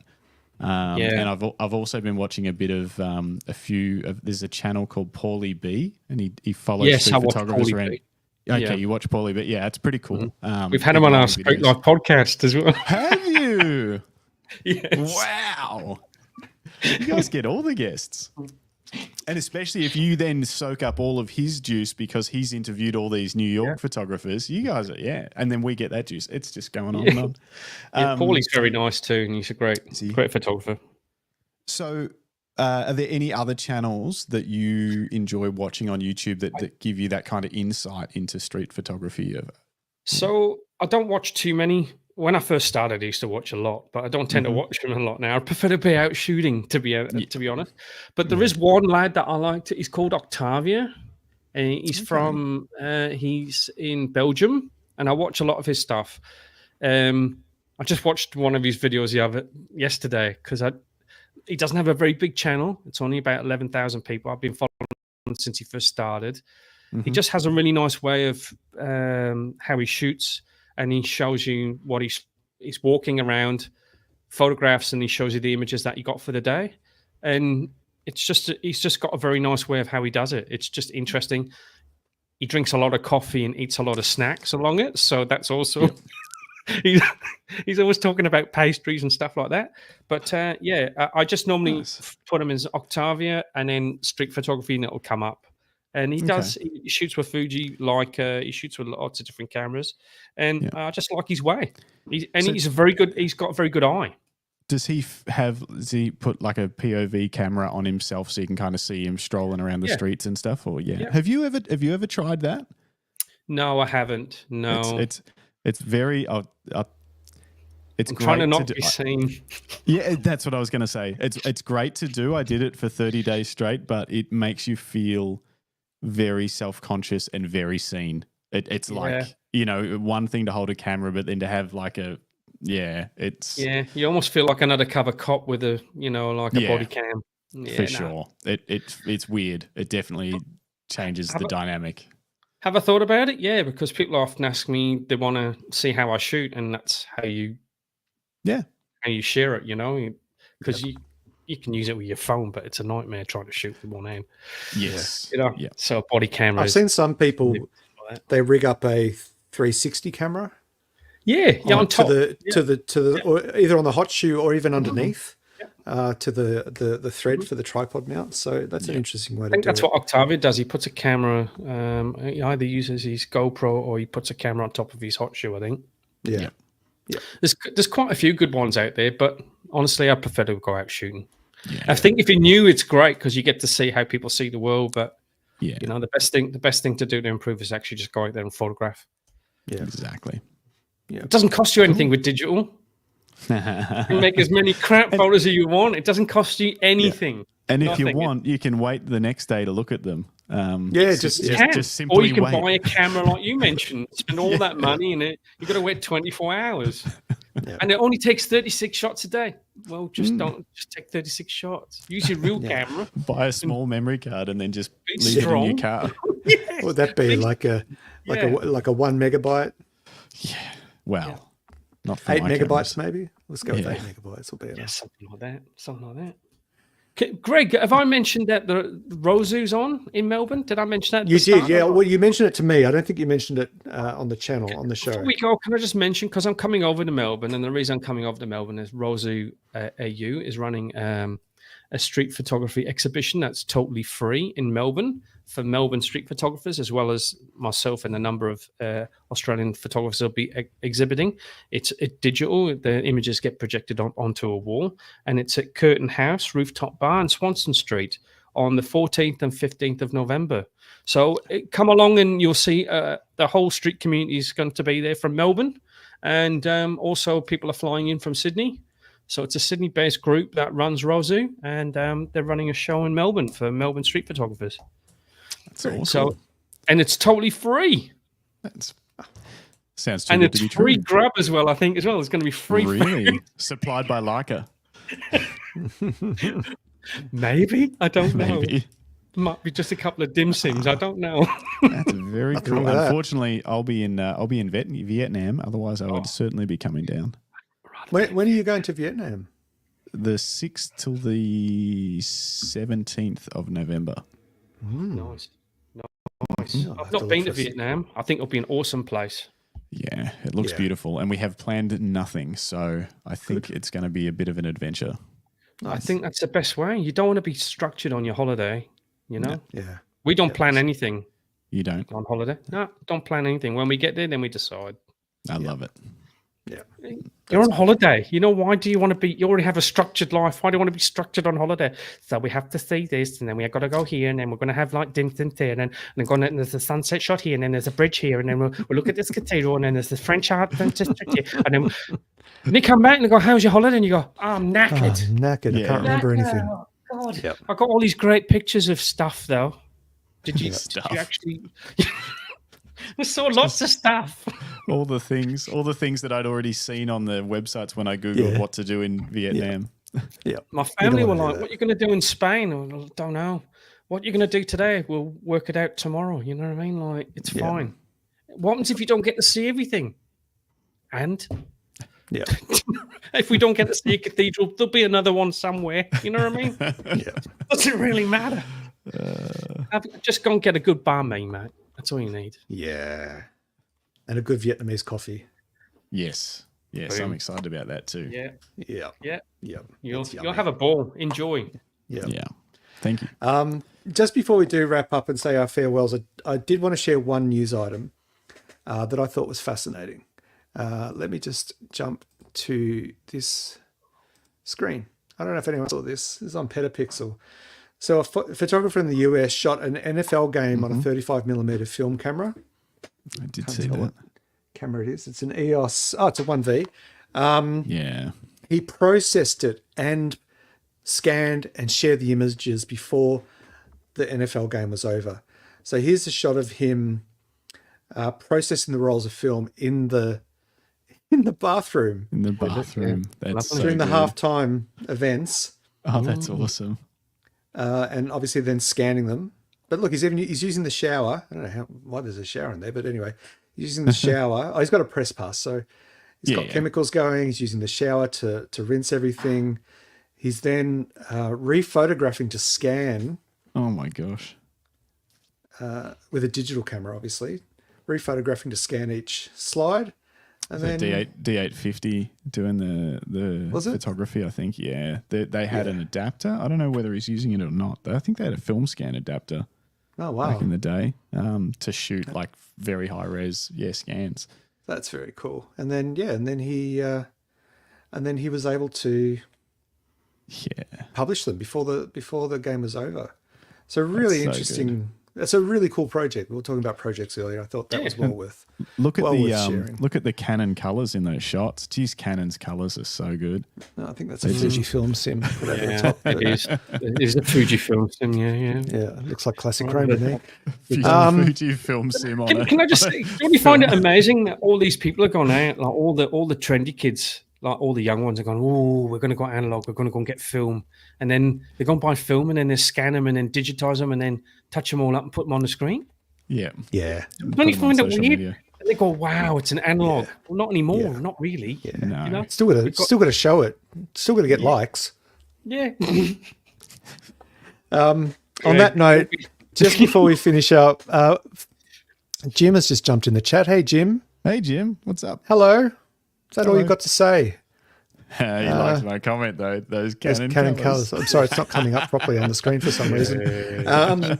Jim, I hope that you're recovering well. We look forward to having you back on the show. Kind of feel like now you're just really slacking off. I think he had, I think your time's up. Stuff to do this morning. He did tell me he wouldn't be able to come on the podcast. Yeah, I think he's just slacking off. I think time's up. But on behalf of the Camera Life and obviously our proud sponsors, Lucky Straps, John, thank you for joining us. Been amazing chatting to you, and it's been really great to finally speak to a Fujifilm photographer on this show. But more importantly, a fellow street photographer. I've always admired your work, and we've worked together a couple of times over the years. So I look forward to you coming to Melbourne. The weekend that John's in Melbourne, we've got our Fujifilm community here in Australia. We've got a street walk that I've organised. So Justin, I know you'll be away. I was going to say, what date was it? That same weekend. Yeah, when you're away. Oh, dang. Yeah. We'll have to do more. Didn't you say, Greg, that's why you organised it on that date because you knew he'd be away? Yeah. Oh, yeah, sorry, something like that. Well, I knew you. No, I knew you would be in town. Anyway, John, thanks again for joining us. It's been an absolute delight having you on the show. And getting to hear more about your journey and how the organic evolution of your craft from being out drunk with mates to award-winning street shots. So thank you very much. Thank you so much for having me on and getting me to listen to my waffle. Thank you. You got any other things you want to tell the audience about? What's been happening? What are you doing? Where can they find you? Anything else you want to plug? You've plugged enough, but go on. Plug away. I'm going to start selling my images soon as well. There's a group called Street Yanity. They're a Norwegian couple who are starting a business, and they've kindly asked me to be one of the photographers that they want to start selling images through. So I'll be doing that shortly. Yeah. So Morton, who said hi, good to see you. He's him and his wife are going to be running it ever. So yeah. Nice. So if anyone wants to buy any of my images, once I pull my finger out and send them to them so they can flog them for me, they can get prints from there if they want to. Nice. Very cool. And there's lots of other photographers there too. If mine aren't to your liking, there'll be other people there. So yes. And other than that, that's about it really. I think I've done enough flogging. Yeah.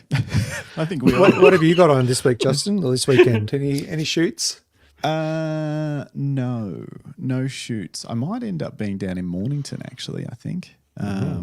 Might go for a little stroll around Mornington, around the beach, take the camera maybe, but otherwise nothing planned, nothing exciting planned. I'm gonna take a leaf out of Nev's book and come up with a 1.1 kilo camera and lens kit to stroll around with. Nev, you really taking the GFX on street walks? It's a big camera.